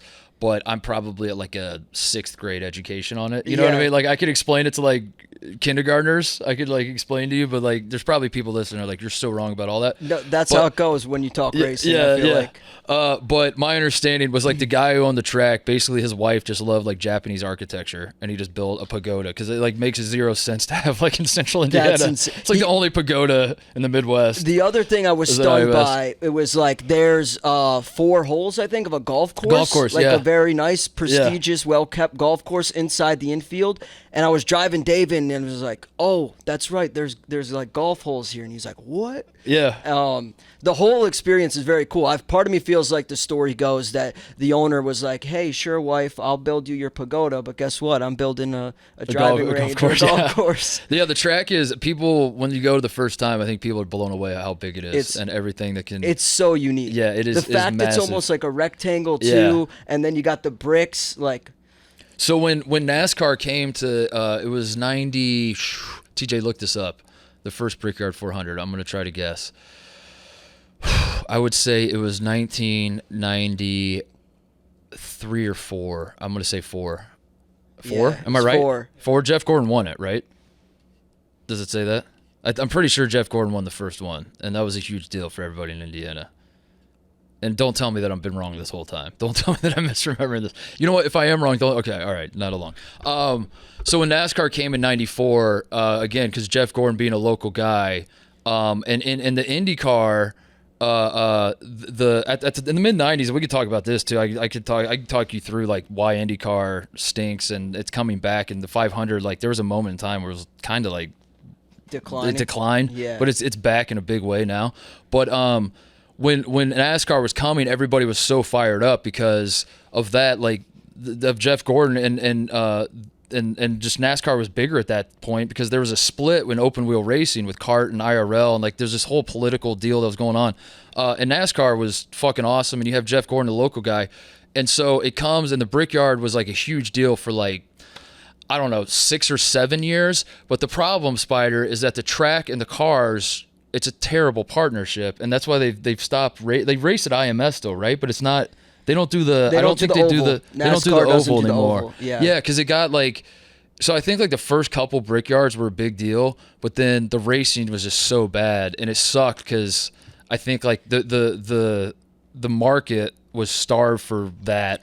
It made so much sense, and then you put it together, but the banking of the track does like barely exist. It's like basically a flat track, and the stock cars like can't hit those corners. They're too heavy, man. So they're just like slamming on their brakes. There's like no passing.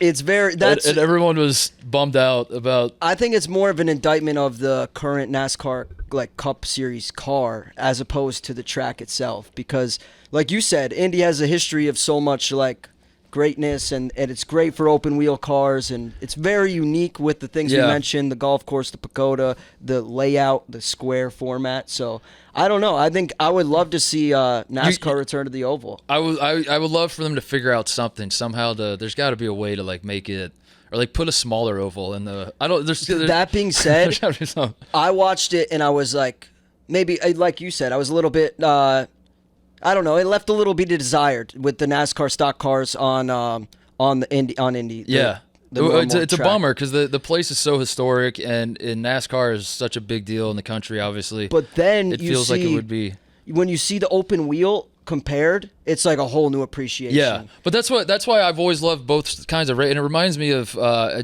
just beat a dead horse on the show talking about the differences between like college basketball and the NBA, and it's so weird that people like pick one or the other.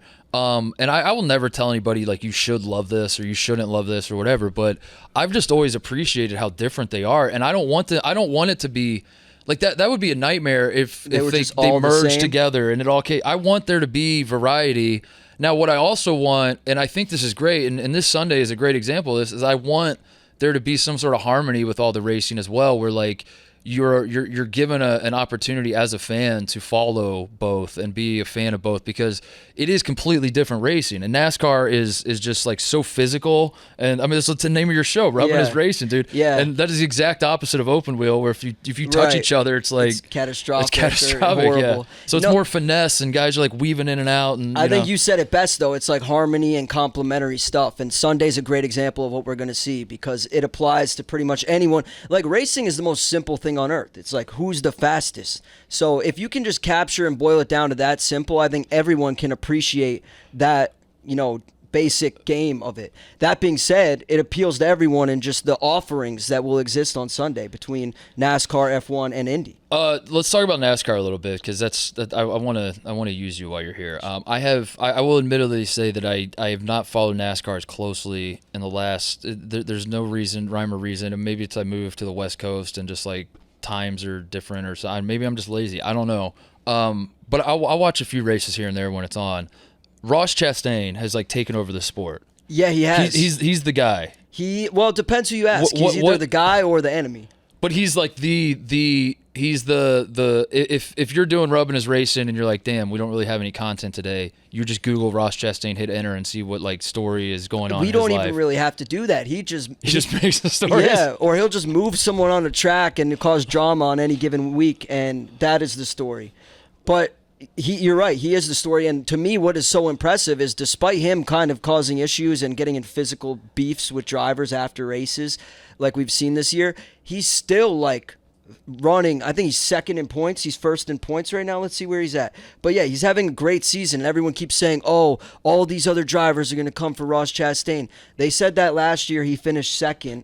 Like, he only has one teammate. His own teammate, Daniel Suarez, and him have had issues this year. So, like, he's very much... He fights with his teammate? Yeah.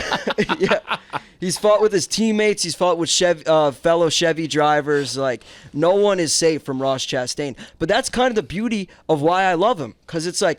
No, you're absolutely right. This is one of the other differences between IndyCar and NASCAR is... The history of how both styles of racing came to be, where IndyCar, like we were talking about with like Gordon and Earnhardt type stuff, where like IndyCar is like more of like a engineering, like not so much, but like the Indy 500 was built out of like literally car manufacturers were trying to like engineer their cars better, and so they're racing for that reason. NASCAR was started because they're running moonshine, they're bootlegging, yeah, and it's like the whole sport, and I say this affectionately, but the whole sport was built off of like quote unquote criminals, like being, kind of cheat. Like every time I watch NASCAR, I want my drivers fighting. Yeah. I want Chastain. He was the guy that did the thing where he drove into the wall, right? And then like slingshotted himself. They were on a tiny track. He just held it wide open and let the wall. That was so sick when he did that. And I love that, like NASCAR should be that. That's what it should, like that's what the whole sport was started. So the idea of a guy being like too, now I guess maybe I'm a hypocrite because Kyle Busch, not a fan. You're not a fan of Kyle Busch? Not a fan of Kyle Busch, but at the same time, like the idea of a guy who's just starting shit with everyone on pit lane and then in the garages, whatever. I like the idea of it for NASCAR because that's what NASCAR in my mind is. I'm with you. That's what all the drivers should be. It's a necessary evil. And like you said, back to the open wheel thing, those I'm not for encouraging, like, wrecking and whatnot, but a big heavy stock car where you're inside and you're pretty well protected, like, I don't know. Sometimes I'm here for pushing each other out of the way. But that's like part of racing in NASCAR. You have to do that. And in open wheel, you don't. So I think, like, because when you think about like the personalities, I think this is one of the things that hurts IndyCar is they don't have the quote unquote personalities that NASCAR's had through the years. But part of that is that I think all those guys have like a general understanding of like a respect. I don't know if respect's the right word, but like we can't touch each other or else we're all gonna die. Yeah. Or like like we have to respect each other's space as we're all operating together. Practice. We're all in this together. Yeah. Whereas NASCAR, it's every man for himself. Yeah. We're like, get the hell out of my way. I'm going to push you out Even here. though it's a team sport, Ross has found a way to get himself out on the island. But like he has done so much for the sport regardless. For example, like when he pulled that ride the wall move, we were basically watching NFL here in the rundown set, 6 screens on football. And Hank's sitting right next to me, big-time football fan. I'm watching the NASCAR race on my laptop at my desk. And it's playoffs. It's crunch time. And they're racing hard at the finish there. And Hank's like, what just happened? What just happened? And I'm like, holy shit, what did just happen? Like, I need a second to calculate it. Ross Chastain pulled off the Hail Melon. Like, that to me is everything, because he got the Pardon My Take guys. He got the football audience. Like, he had everyone's attention for that one piece of time. And that to me is so valuable for NASCAR. That's the thing about racing, is that even the people that say it's boring in their eyes, or like, why would you want to watch a bunch of guys turning left? Well, you've heard all the same things I've heard. There's always like a few moments every racing season that capture and everyone's like, that's sick. And like that, like the Ryan Newman crash at Daytona. Well, so the reason I appreciate Ross's so much is because it wasn't a wreck. A wreck is so easy to be like, oh, that's true. Yeah, that's true. That's true. He rewrote the fucking rule book, Ross Chastain did. But there's still times, like even a highlight, I think that plays across all the if you get like a 3 wide going into turn 4 for the win, like that hits for everybody. Yeah. You get a highlight like that. That always even plays. if you're not like a racing fan, you're like, oh my God. And it's like a photo finish of 3 cars going. There's nothing like it. There's nothing like it, man. It's so cool. I don't know how you can have 2 balls between your legs and not like feel something when you see these fucking cars going around a track, dude. It's like, you don't have to. That's how I feel every time I go to Indy 500. I'm like, this is the masculine energy that's just So in the air, dude. I'm just like, you're absolutely awesome. right. You're absolutely right. So what are your plans for this Sunday? Where are you going to be watching from? I go to Turn 3 infield every year. So I have as I've gotten older, I'm not really that ashamed, but I was going to say I'm ashamed to admit that I've eased off the partying scene a little bit. But Turn 3 infield is the one that gets the most wild. I can't do the snake pit. Have you ever done the snake pit? No, actually. So the snake pit is, for me, everyone has their own opinions, and I love the people at IMS, and I love the idea of the snake pit and all that thing. The snake pit was an organic thing that came about because it was the debauchery going on in Turn 3 was just labeled the snake. It was just like, this is such a scene. It was like the people that went to Turn 3 were like the others, and like the people that enjoyed the race were enjoying the race. But if you wanted just like an absolute shit show, it was Turn 3. It got nicknamed the Snake Pit along the way, and then somewhere along the line, the track itself said, like the suits at the track said, we have to kind of, how do we discourage the insanity going, and I'm talking like anything you can imagine was going on in there. Any drug you can imagine, it was wild mayhem. They were like, we have to tone this down a little bit, but also if you ask them to tone it down, that's going to backfire. Right. So what happened was they created the snake pit themselves, and they created this like area to have like DJs come and play. And they moved it to the infield. Is that right? And it basically, from my perspective, there's a feeling of like you're having a party in your basement in high school, and your parents come down with a case of beer, and they're like, "What's up, guys? Yeah. You guys want to drink some beer?" And we're like, "Well, I did." That takes the fun out of it. Until mom and dad came down and said, "Have some beer, guys. We're cool parents." And I was like, "All right, well now." So there's still parties that go on in Turn 3. It's still an awesome scene. But the quote unquote snake pit itself, the corporate part, we have to buy a ticket to watch. I think Shaq's actually doing DJ. Yeah, I think he is this year. I don't go to that. I don't go. Because also you can't really watch the race from there, and I do care about the race. Yeah. So I put on the headphones. I bring you a cooler headset. Yeah, I got I own one. Oh no! Damn, he's about it. I take my set, my radio. I will sit in a full, like a little folding chair, like you sit around a campfire, like take one of those chairs.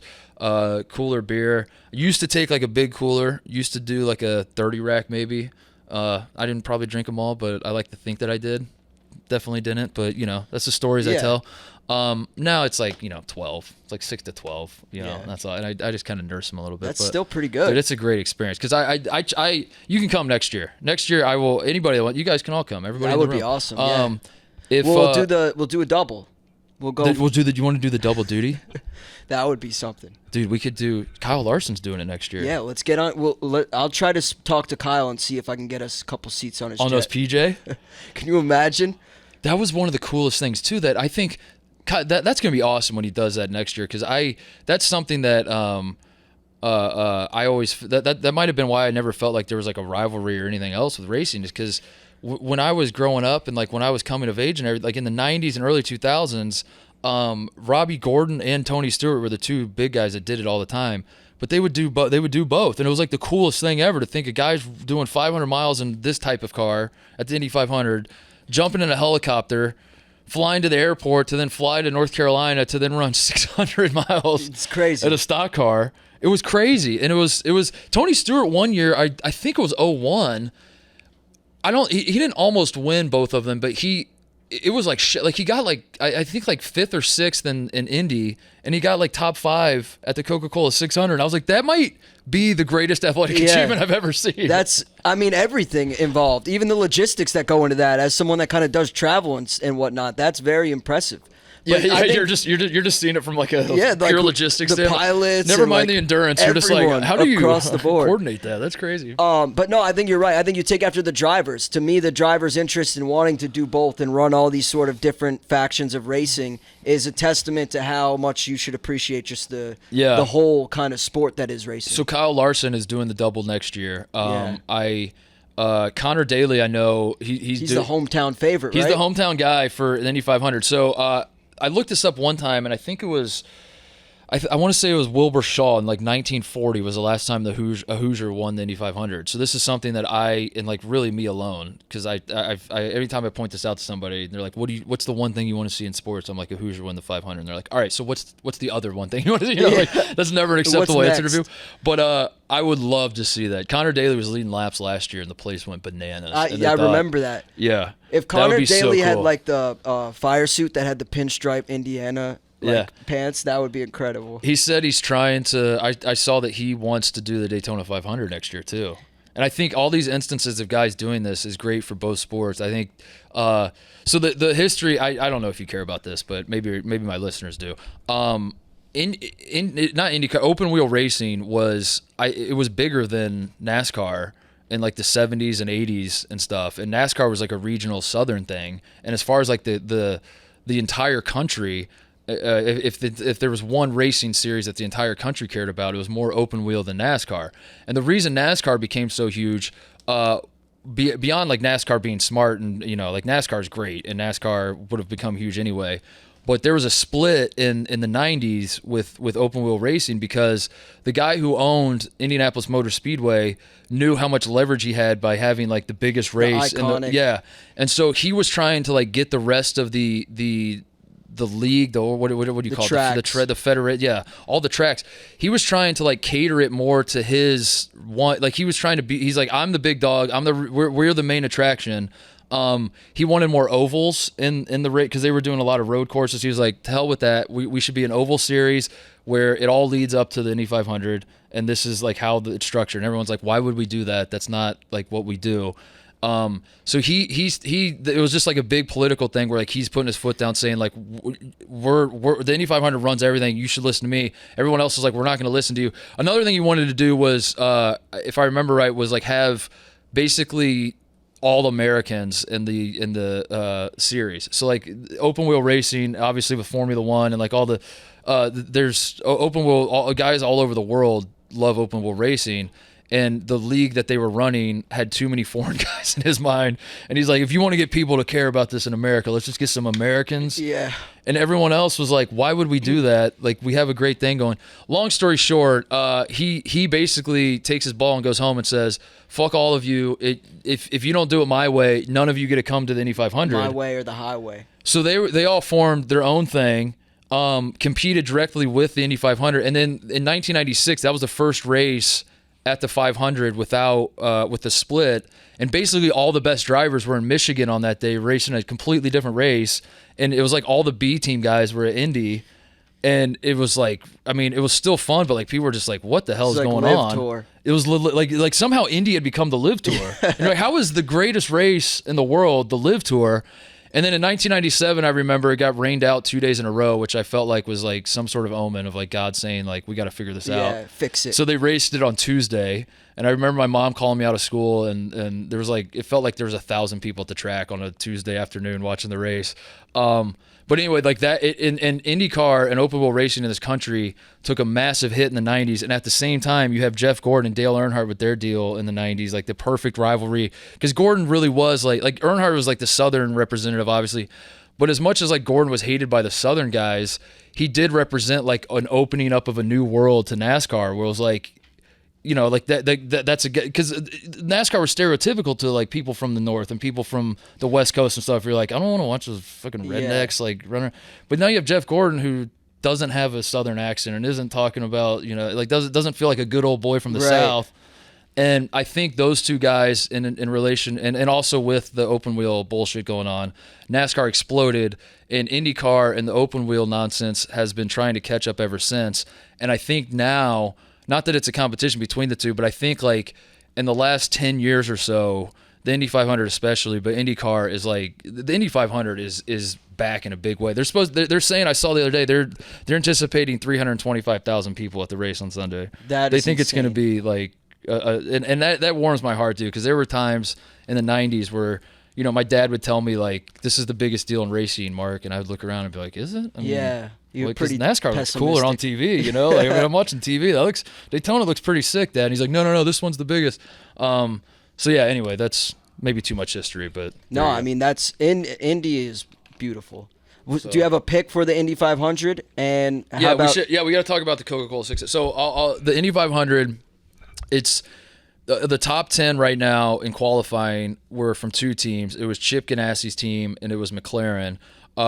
So Roger Penske, who owns the track, he also owns a lot of the race car. He's got a team himself. He's historically been the guy that, like, you know, if you want to bet on someone, bet on a Penske car. He's the Bob Baffert of the he kind of is. Roger Penske is like Bob Baffert. But this year doesn't feel like a Penske year. It feels like a Chip Ganassi year. So Ross Chastain, who we were talking about before, actually used to race with Ganassi, right? Yeah. But Ganassi got out of NASCAR, didn't he? He did, and Kyle spent a year out of the sport as well, but he came back to Hendrick Motorsport, an even better car. So now he's just winning everything. But yeah, I think Ganassi has. Well, maybe him getting out of NASCAR is why.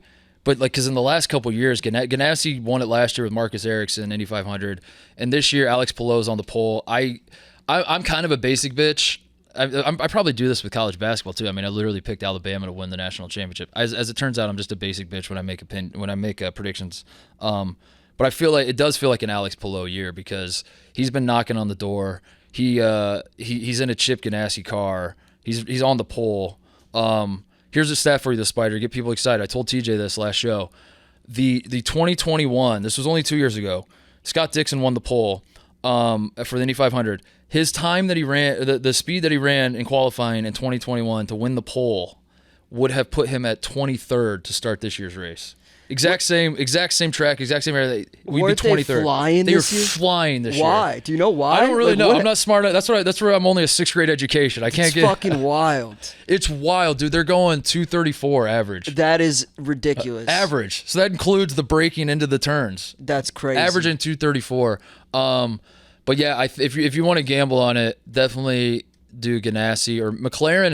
McLaren technically won it in the 70s, I think, but it's like a different iteration of McLaren, and like this new iteration of McLaren has been trying to like really, like, the guy who runs the McLaren is the guy who is from what's the F1? Scott Brown. No, Zach Brown. The F1 thing. Drive to Survive. Drive to Survive. Yeah.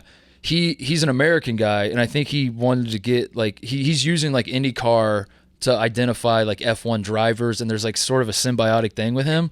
But I think McLaren has been investing and focusing heavily on trying to win an Indy and trying to get some stuff going. So they're kind of like the new kid on the block, so to speak, which seems weird because McLaren as a racing brand is so iconic. But like, they've never actually won the race in this iteration. But the thing they say about the 500 is that the track picks the winner, ultimately. That's what they always say. It's like, it doesn't matter who's... Scott Dixon has won one race in his entire career, and he's led the most laps at the Indianapolis Motor Speedway in the history of the race. And every single year, Scott Dixon looks like he's driving a fucking thoroughbred, and then something happens. Yeah. Something always happens. So I would probably be a basic bitch and just take Alex Palou, but he's on the pole, and that's boring, and he's probably got the best odds. But I'm taking Castro Neves 40-1. Castro, dude, Helio. He's the man. Why do I know that name? Helio Castroneves? Yeah. He's won 4 Indy 500s, which is a record. He's tied the record. Because I was looking at the odds, and that was the first name that I also truly done a bunch recognized. of, like, racing. He also stuff. won it 2 years ago with sort of that was his version of Tom Brady winning a Super Bowl with the Bucks, where he's like quote unquote washed up. But isn't it cool that he's still around? And it's like, holy shit, did he just do this? You know, maybe that's why. Yeah. Yeah. So it was 2 years ago. It was a big deal that he won it, and he's beloved there too. So yeah, but that's Scott. I cheer for Scott Dixon and Tony Kanaan. Those are my favorite. Tony Kanaan, TK. Well, I guess Connor Daly, I should say. Yeah, Daly. But that's the thing, dude. All these guys, all the IndyCar guys are likable. There's like no one. There's no one that's really. They're all pops likable. Out. There's no villains in IndyCar. They need villains. They need. Even that's probably harder in IndyCar. Like you said, open wheel. You can't really. It has to be like with your fist. You can't touch with cars. The closest thing I think is Graham Rahal, whose dad won the Indy 500, and I think he's my age. He didn't qualify this year, but then someone got hurt in practice, and he got back. He got back into the fold. I think he's the closest thing that IndyCar has to a villain. But I love that. if I'm not taking Pelot, that's let me look at the grid. Go. Let's talk about the Coca-Cola. Oh, you got the grid in front of you? Yeah, Coca-Cola 600, the longest race on earth, 600-mile NASCAR race. I'm on 2 drivers. I got Martin Truex, who's 9-1, and I got Ross Chastain, who's 10-1. A lot of people are skeptical on Chastain for the reasons we outlined. He's a big villain. He's got a big target on his back. But I don't know. I'm of the opinion that he's going to get it done. He's a great driver, and he's without a win this year. So this is a great opportunity for him. Who'd you say? Sorry. Ross Chastain. You're taking Ross Chastain? 10-1. And then Martin Truex is 9-1. Those are my 2 picks for Who's the on the Coke pole? 600. We don't know yet. We don't know yet. Nope. They don't do the because they do. When do they qualify? Qualifying will be on Saturday, I believe. Okay. Do they do that? They do that for every race. They qualify the night before. Yeah, or the day pending before. that they can run it, or there's not weather, or Okay. some sort of scheduling conflict. That's how they do it. Yeah, it's wild that Indy. Like that's the thing with the 500 too. Is like the whole month of May is focused on winning one race. They bring in their whole teams. The first week of May, they start working on the cars. They start testing them. It's a whole fucking thing. Qualifying is a full week before the race. It's crazy. So, go ahead. Sorry. I was gonna ask, like, aside from the Indy 500, what are the other like main events that really get you excited for open wheel, or IndyCar? whether it be F1 or Indy? Well, this is the problem with the IndyCar is that they're really the second best race is like who even cares almost. But there are great races. Long Beach is fun. It's like a road course. Mid Ohio I used to go to when I lived in Ohio is a fun race. They do one in Detroit. I know that can be pretty fun. But like the problem that they will always have is that. Like NASCAR has this with Daytona, but NASCAR also has Talladega. You also have the Darlington. You have Coca-Cola. Like there's Daytona, which is 1, but there's still like an obvious 2, 3, 4, like a 2A. Crown jewel events. Yeah. There's you can make a Mount Rushmore. Right. With IndyCar, I don't know what the Mount Rushmore is. Yeah. I think it's just 4 Indy 500 heads on the Mount Rushmore, and then there are IndyCar people listening that are like pulling their hair out. They're like, this guy doesn't know what the fuck he's talking about. Obviously, the top 4 that But as a again like a guy with a 6th grade education on this stuff, it really is like. This one event swallows the entire sport, which is why this series is literally called IndyCar. Yeah. Imagine NASCAR is called Daytona Car. Yeah. I mean, both the events, Indy 500, Daytona 500, are both like the Super Bowl of their respective sport. Yeah. If you think about it. Give me Takuma Sato. Good pick. I think he's like the 3rd favorite to win. Is he really? Yeah, I think that's I boring. think he was 11-1. I think. He won it a couple years ago, racing for David Letterman. Yeah, Sato's 11-1 on the Barstool Sports book. Sato is the guy that gets. He's the what are they saying? Wrecker or checker? Checkers or wreckers. Yeah. That's Sato, dude. Sato is insane. Where like if Sato has the faintest sniff of a win, he will just go balls to the wall and do whatever it takes to get his car across the finish line before everybody else. So I love watching him race. I'm looking at I like all these. This is the problem with Indy 500, dude. I honest to God, as I'm looking at it, I would make the cutoff point. I would say the top 7, and then you probably throw Pagenaud. Yeah, it would be 22. I think there are 22 cars that can win this race. Simon Pagenaud, why is he 60-1? because he's just starting in row 8, dude. But like honestly, he could win it. That's what's crazy about Indy is like, and it's not. You don't need like something crazy to happen either. It's not like you need a massive wreck or you need weather. Or you need like a timely caution flag. You probably do need a little. You definitely do need a little luck to win. But if you're starting in row 8, you're starting 22nd in this race. It's not like you need all the stars to align for you to win. If you just run a good race and your car is in a good spot, you have quick pits, you can win the race. Yeah. And that's freaking crazy. At least for I don't know. That's not common in my opinion in racing. So, anyway. How about I feel like we could do this forever. Yeah, we haven't talked about F1 at all. F1, Do you care about F1? Do you have a pick for this weekend? How much do you follow F1? Dude, I hate that I'm saying this because I don't want to be a hater, but I can't get into the racing. I try I'm so into the Netflix show. I'm so into the culture. I'm so into the qualifying's fun. The engineering of it is fun. Like if you read about I will read an article about F1. I would rather read about like the engineering that goes into the cars than actually watch the race. Yeah. No, I'm kind of with you. Like I'm not trying to be. I would probably power rank it NASCAR, IndyCar, F1 for me personally, but that's only because I feel like a lot of times the racing is determined like in qualifying. You don't see many passes on the track under green flag. I know, it sucks. Like you, I prefer to watch the documentary and like the drama that follows the sport, but for whatever reason when the race is on, it just doesn't do it for me. I have a profound respect for it because I do the engineering's insane and I love and like we talked about at dinner and we're talking about here, like you put 4 wheels on something and a motor on it, I'm watching it. Yeah. I'm going to give it a chance. I'm going to get into it. I'm going to watch it. But yeah, just like not seeing any of the passing, and kind of having an idea who's going to win. And then the other part that makes it tough, like to follow, is the time. Like the time. The times. Yeah, I was just gonna say. So it's like, do I want to wake up at 4 a.m. to watch 0 the hardest passes? Part. It's like you have to set your weekend schedule around when the F1 race is. So when they're convenient, I will watch them. Monaco though is by far the worst race. How did this become the best race? That's so confusing. They're like, this is the biggest race on the calendar, but also. It's the most boring. Even people that love F1 are like, this is definitely the most boring race. But it's the biggest race. But it's the most boring. It is an interesting like dynamic because it's like so beautiful. It's so serene. The whole country gets up for it, and then you're right. It's probably not. I mean, I'm not going to sit here and pretend like I know which F1 races are the most exciting, but I would say you're probably right. Yeah. Yeah, I like the what's the one they do in Germany? That one seems fun every year. I don't know enough about it. No, I just like I started watching some of those, but yeah, especially living in I live in LA, so like some of these when they're racing in Europe and like Asia or wherever the hell the time zones get really freaking crazy, and I'm waking up because I started doing that. Like my girlfriend and I would watch the series, and she was getting really into it. Her friends are into it, all that thing, and I'm like, I'll watch it with you, of course. I'll watch any sort of racing. And this was like a couple years ago. We were setting our alarm for like 3:30 a.m. to watch F1.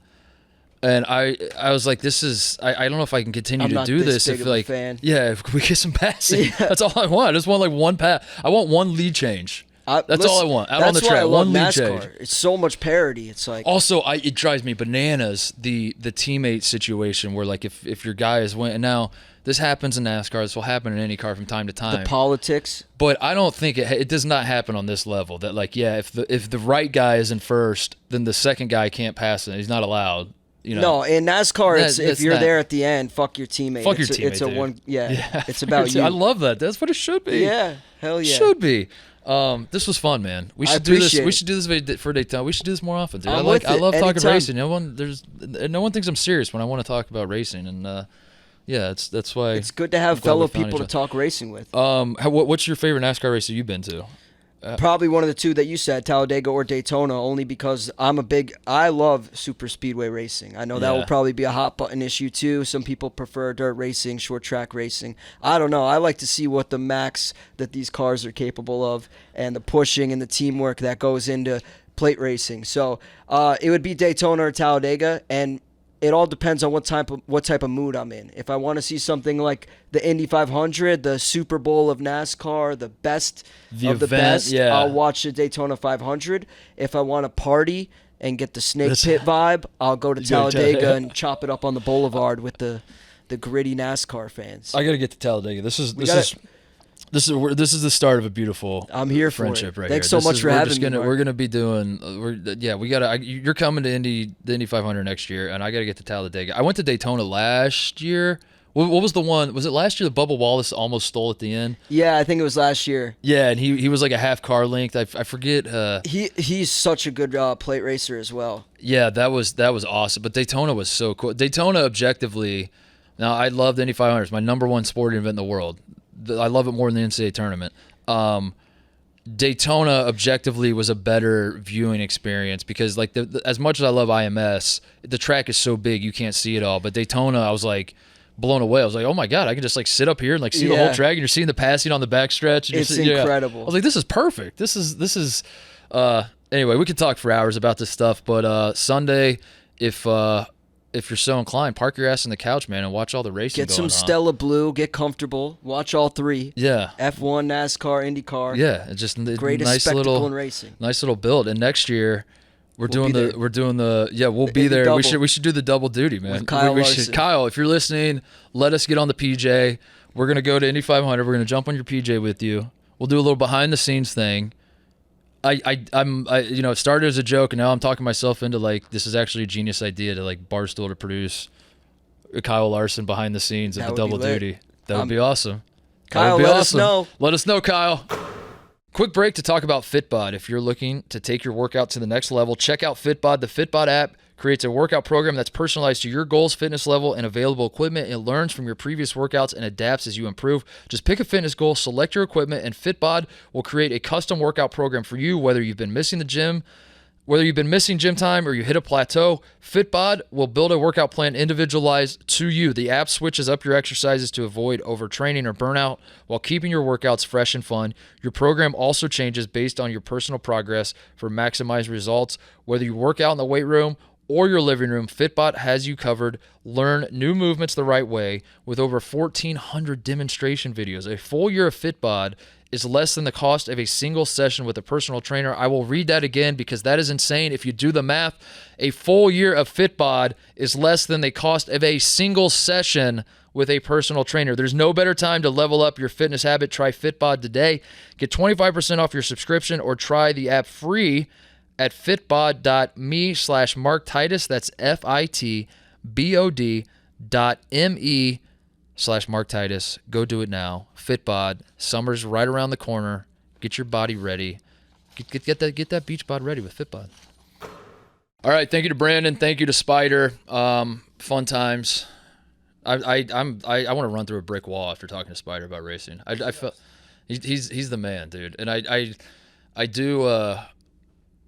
I don't know. Like I feel like he and we should do that with Kyle Larson. I feel like we could. Yeah. I feel like it's not out of the question. That's what I mean. That's what's crazy. Like a year from now, when we brought it up, we were like, "This is obviously we're joking." And then I was thinking about it. I was like, "There's maybe like a 3% chance at least, right?" What does the ESPN BPI say? Their access with NASCAR is very, very premier. So I wouldn't be surprised if they weren't able to hook us up at least on the NASCAR end of things, or hook you up. That would be sick. I forgot to talk to him about how we were talking about all the drivers that want to switch or try different forms of racing, all that sort of thing. Lewis Hamilton, I've seen. He's been talking about like he's just like a total cock teaser there, but he's recently said he wants to do NASCAR. I think he said he wants to try the Indy 500 or maybe give do a test drive of an Indy. But all that stuff's awesome, man. It's great for racing, and I want Spider to come back on the show. We got to get him on to break down NASCAR races. Is that crossover between types of racing? Is that more similar to like Deion Sanders playing baseball and football, or is it like a MMA fighter boxing? Is it? I think it's MMA fighter boxing. So I think Spider, get back. I think my understanding would be that there are guys like Tony Stewart was definitely one of these guys. Kyle Larson is one of these guys. The Bush brothers are this way, that you just put kind of what I said to Spider. You put 4 wheels, a motor, and a steering wheel, and those guys can figure out a way to drive the damn thing. And then there are other guys that are a little more specialized and are a little more, like that. They have their little niche. The intricacies, yeah. Yeah. So I think that I do think that like if you took a Kyle Larson, say, or a Tony Stewart when he's in his prime, and you just like took a refrigerator and threw a lawnmower engine on it and put 4 wheels on the side and turned it, tipped it over, Yeah. and you're like, you're going to go race these tonight, he would figure out a way to win the race, I do think so. I think it translates in that way. I don't think it's like you have to like learn a whole new, which is what I would assume like baseball, football, like you have to. It's a whole different. It's the same concept. Right? It's just a different discipline. Yeah. So I did I answer the question? I don't I think really so. feel like I did. I feel like I may have made it more confusing. But no, that was something that I thought more guys did. And then as I was prepping for the show, I realized like this doesn't happen anymore. That guys don't do the double duty. But when I was in like the 90s and early 2000s, I was like all the time. There was Robbie Gordon and Tony Stewart. Those are the 2 guys. They would do both races, and it just was like the craziest thing ever. That's insane. Like watching both races is exhausting. Tony Stewart, I remember reading something that he used to get. I'm sure everybody that does it probably does this, but he used to get like IV fluids he's on like the PJ, like getting IV pumped in, like fluids pumped into him because it's so exhausting. Don't tell me race car drivers aren't athletes. I mean, it's hard stuff. Before we go, we should maybe talk about the Celtics, maybe not. I don't know. Next time people, this is pretty crazy to think about, like, because we're taking a week off. Yeah. The next time people hear us, like, it's going to be an NBA Finals preview. And as we sit here today on May 24th, after the Celtics won last night, there's a sense, certainly around this office, that the Boston Celtics are going to be in the finals. I don't want to. I want out. I just want out of all Celtics discourse at this point. But I can't help it. I don't know. I just keep getting sucked back into it. I don't know. If the chance was 0% before last night's game, where is it now? 3%. No. So this has been the talk. Like I've been in the office all day today, and I've had a handful of people work here. The work social are shoving cameras in my face and asking, do the Celtics have a chance? I am so confident they don't have a chance that it's actually freaking me out that anytime I get too confident about something, I'm like, what am I missing? I don't now. All right, they have a chance in the same way that they're professional basketball players. Like in the same way I said, like when the Heat had a 3% chance, I thought that was crazy. The difference to me is that was the Heat were given a 3% chance when it was 0-0. Yeah.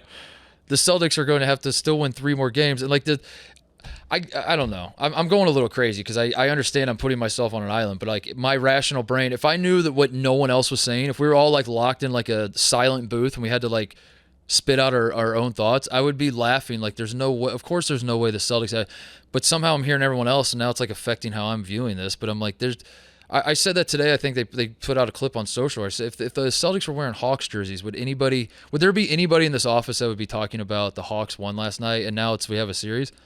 I will say if they win by 20 in Game 5, I will start to like have the conversation if there's something here.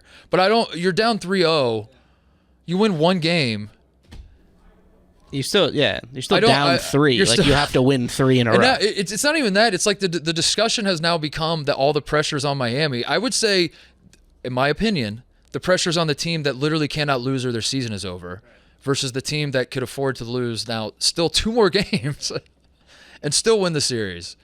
I think that the 8 seed that has to now win 1 game might have less pressure than the team that has been talked about being blown up if they don't win the championship, and the coach who everybody's already fired, and and stories are coming out every 5 hours there's a new story about how much these guys hate each other and what's wrong. Like I would feel like there's probably more pressure on that team that has been knocking on the door of winning a championship for years now and has not ever gotten over the hump, versus the 8 seed that was in the play-in game and could also lose the next 2 games and still win the series. But maybe I'm crazy. I don't know. Would you feel nervous if you were in PFT commentator's position right now? Yeah, of course, yes. I understand his point of view, that he bet $10,000 on...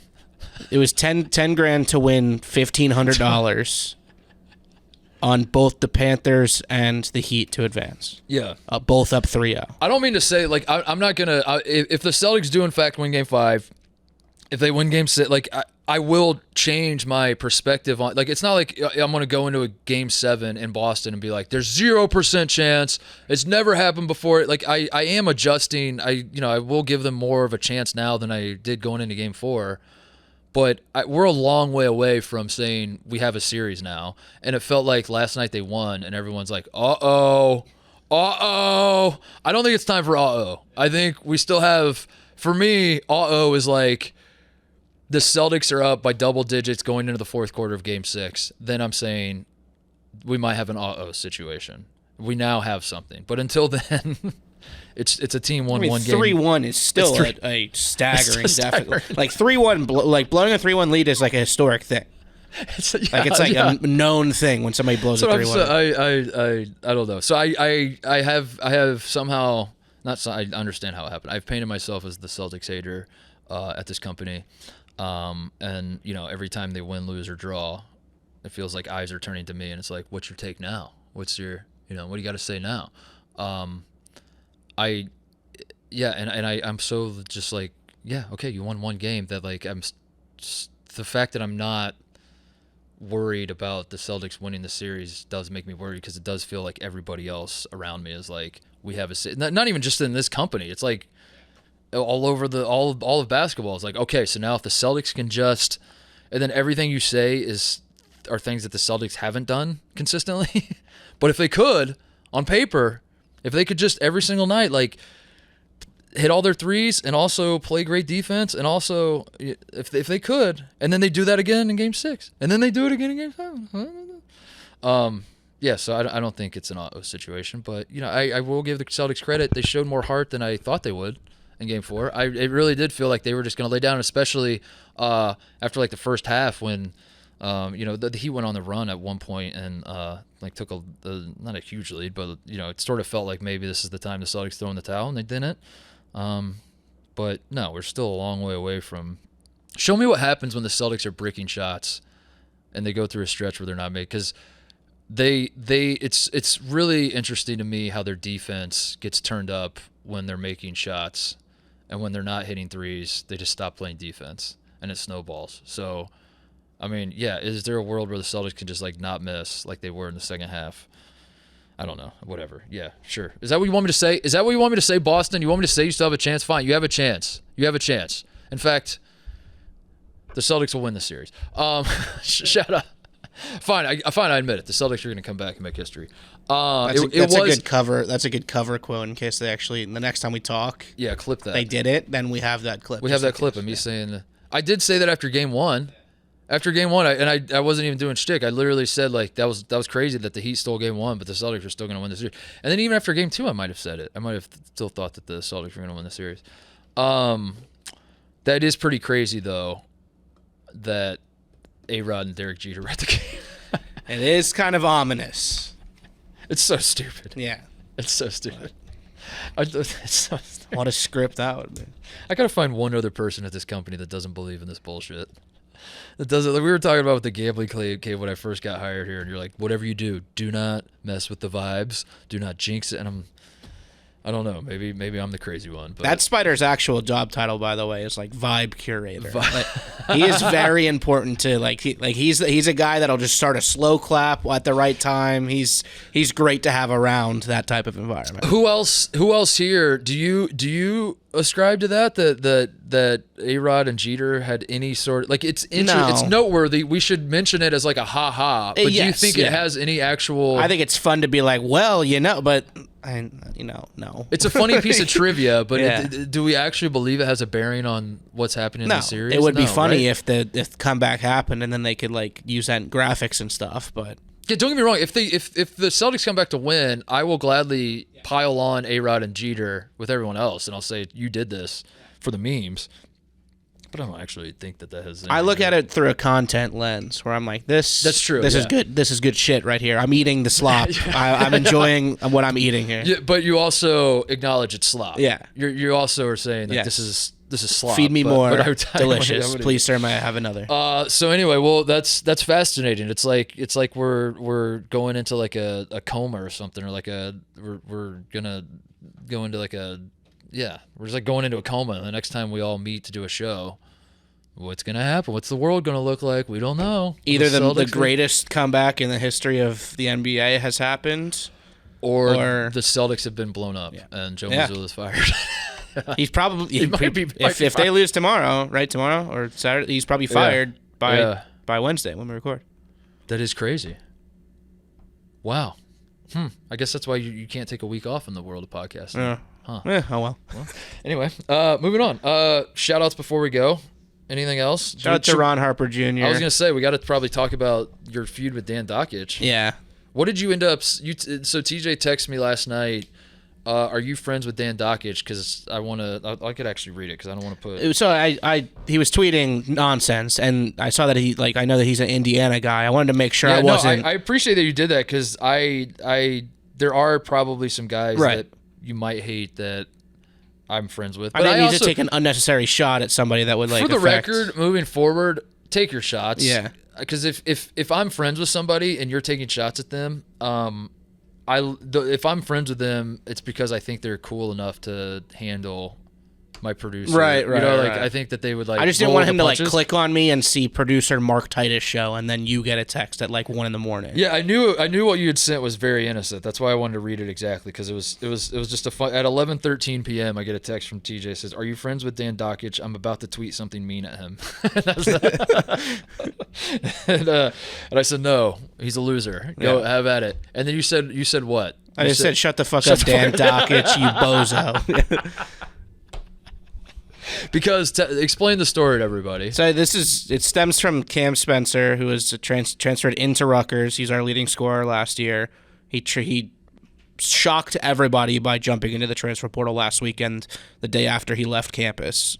Nobody seemed to know about it. Sounds like there was some shady shit going on behind the scenes, and a lot of people started to point the finger at guys like Geo Baker, Ron Harper Jr., who both played at Rutgers, and Jordan Bohannon, the guys that sort of got behind the NIL legalization movement, where it's hey, you guys wanted this, now you're complaining that it's affecting you negatively, you idiots.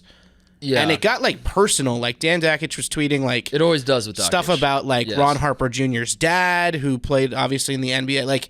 It was very weird, manic stuff on the timeline. I don't know. It was bizarre, and that's my guy. That's me and Ron have talked a couple of times. I would consider him a boy, and I stand up for the boy. That's awesome. Would you do the same for me? Yes. I love you. God damn it, I love you. It was just tweeting nonsense. It is tweeting nonsense. That's and also what does the correlation doesn't line up with it. Ron Harper was they were right to want NIL, and it doesn't work out. You could still be sad about this situation. It doesn't. Right. I don't. Also, you could think that something's you could. God, I suck at analogies. I gotta work on that in the off season. But an analogy that comes to mind is you could still this is a bad one, but I was thinking you could still want a certain drug to be legalized, but then also be sad if your child is addicted to that drug. That doesn't make you a hypocrite. You still just because you're fighting for a system to be changed, and then you're still allowed to be sad about the system, the new. But it's still that actually makes it more noble. That makes if you're someone that wants the change and it's going to negatively affect you, that makes it actually better. That makes you more. That's more noble that you're this doesn't even help you. This hurts Rutgers, and I still think that this is the right thing that we should have. It's better so you should be saying nice things about Ron Harper. Dan quote tweeted an outkick tweet about about Spencer leaving, and he said Ron Harper Jr. is whining. This is what the players and media wanted, and Ron was just who's whining? Don't tweet like this when we talk in person and you're nice to me. And Dan, I guess, was must have been as drunk as he was last night on Twitter when they met in person because he had no recollection of this. No, Dan's just a coward. Dan does this with everybody. Dan, when he sees you in person, he and he flipped it. He accused Ron Harper of smoking weed the last time they met. I don't know if you saw that line where he said 5 years ago, ... weed question mark. I don't know. It was just he was retweeting himself hours later. He was spiraling last night. I used to like Dan Dakich a lot, and I thought he was a great college basketball commentator. I used to really enjoy listening to him call games, which a lot of people, especially younger people listening to me say that are you are insane. But I swear there was a time where Dan Dakich was insightful. He had enough of a personality that'd be funny. He'd notice like funny things throughout games, and I like the guy a lot. He stinks. He's like an actual terrible person. He's a terrible human being now.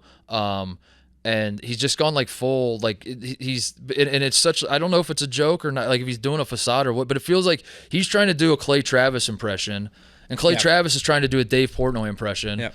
And at this point, it's just like, so like, what even is Dan Dakich? It's muddled, like, it's just like who he is. I don't know. He's got, it's like politically influenced, which like that's happened. Like Keith Olbermann kind of did that in the opposite direction. It's like, yeah, think about the gap between Dave and Clay Travis in charisma. Yeah.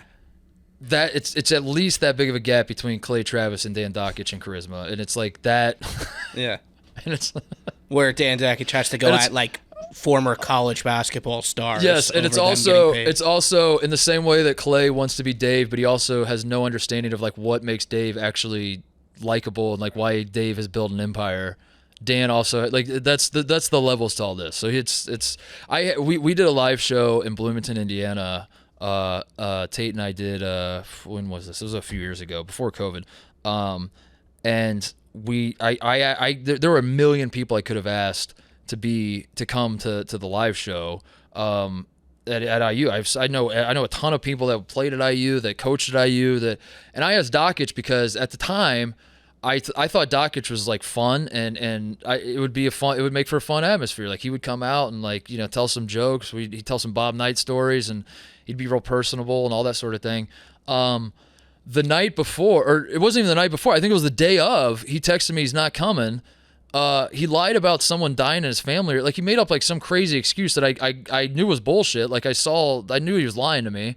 It was fine. We did the show without him. We had advertised, I guess. We had marketed that he was going to be there. No one bought a ticket because he was going to be there. But we were just like, come check us out. We'll have Dan Dakich here, whatever.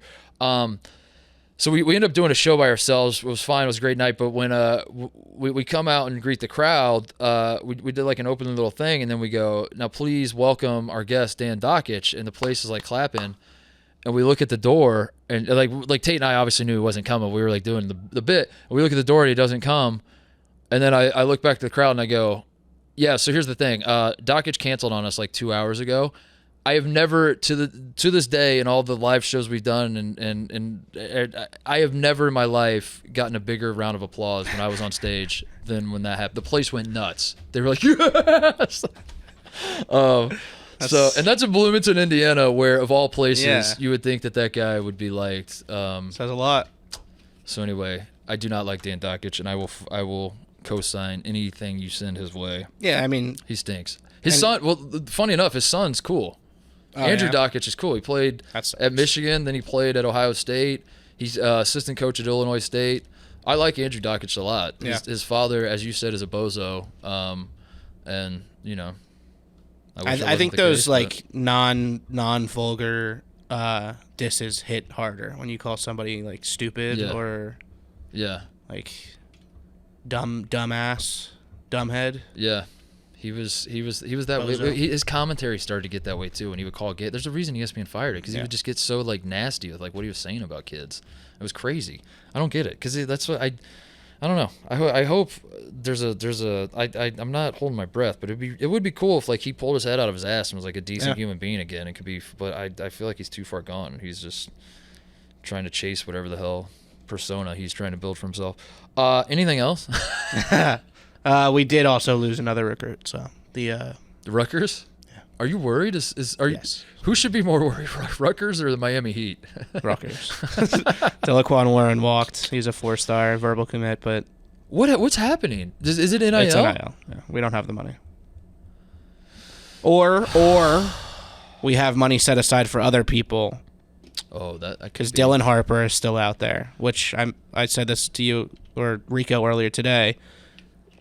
Indiana was in the top 3 for Dylan Harper. This probably didn't help that chance with a former interim coach just going at the older brother of a recruit online.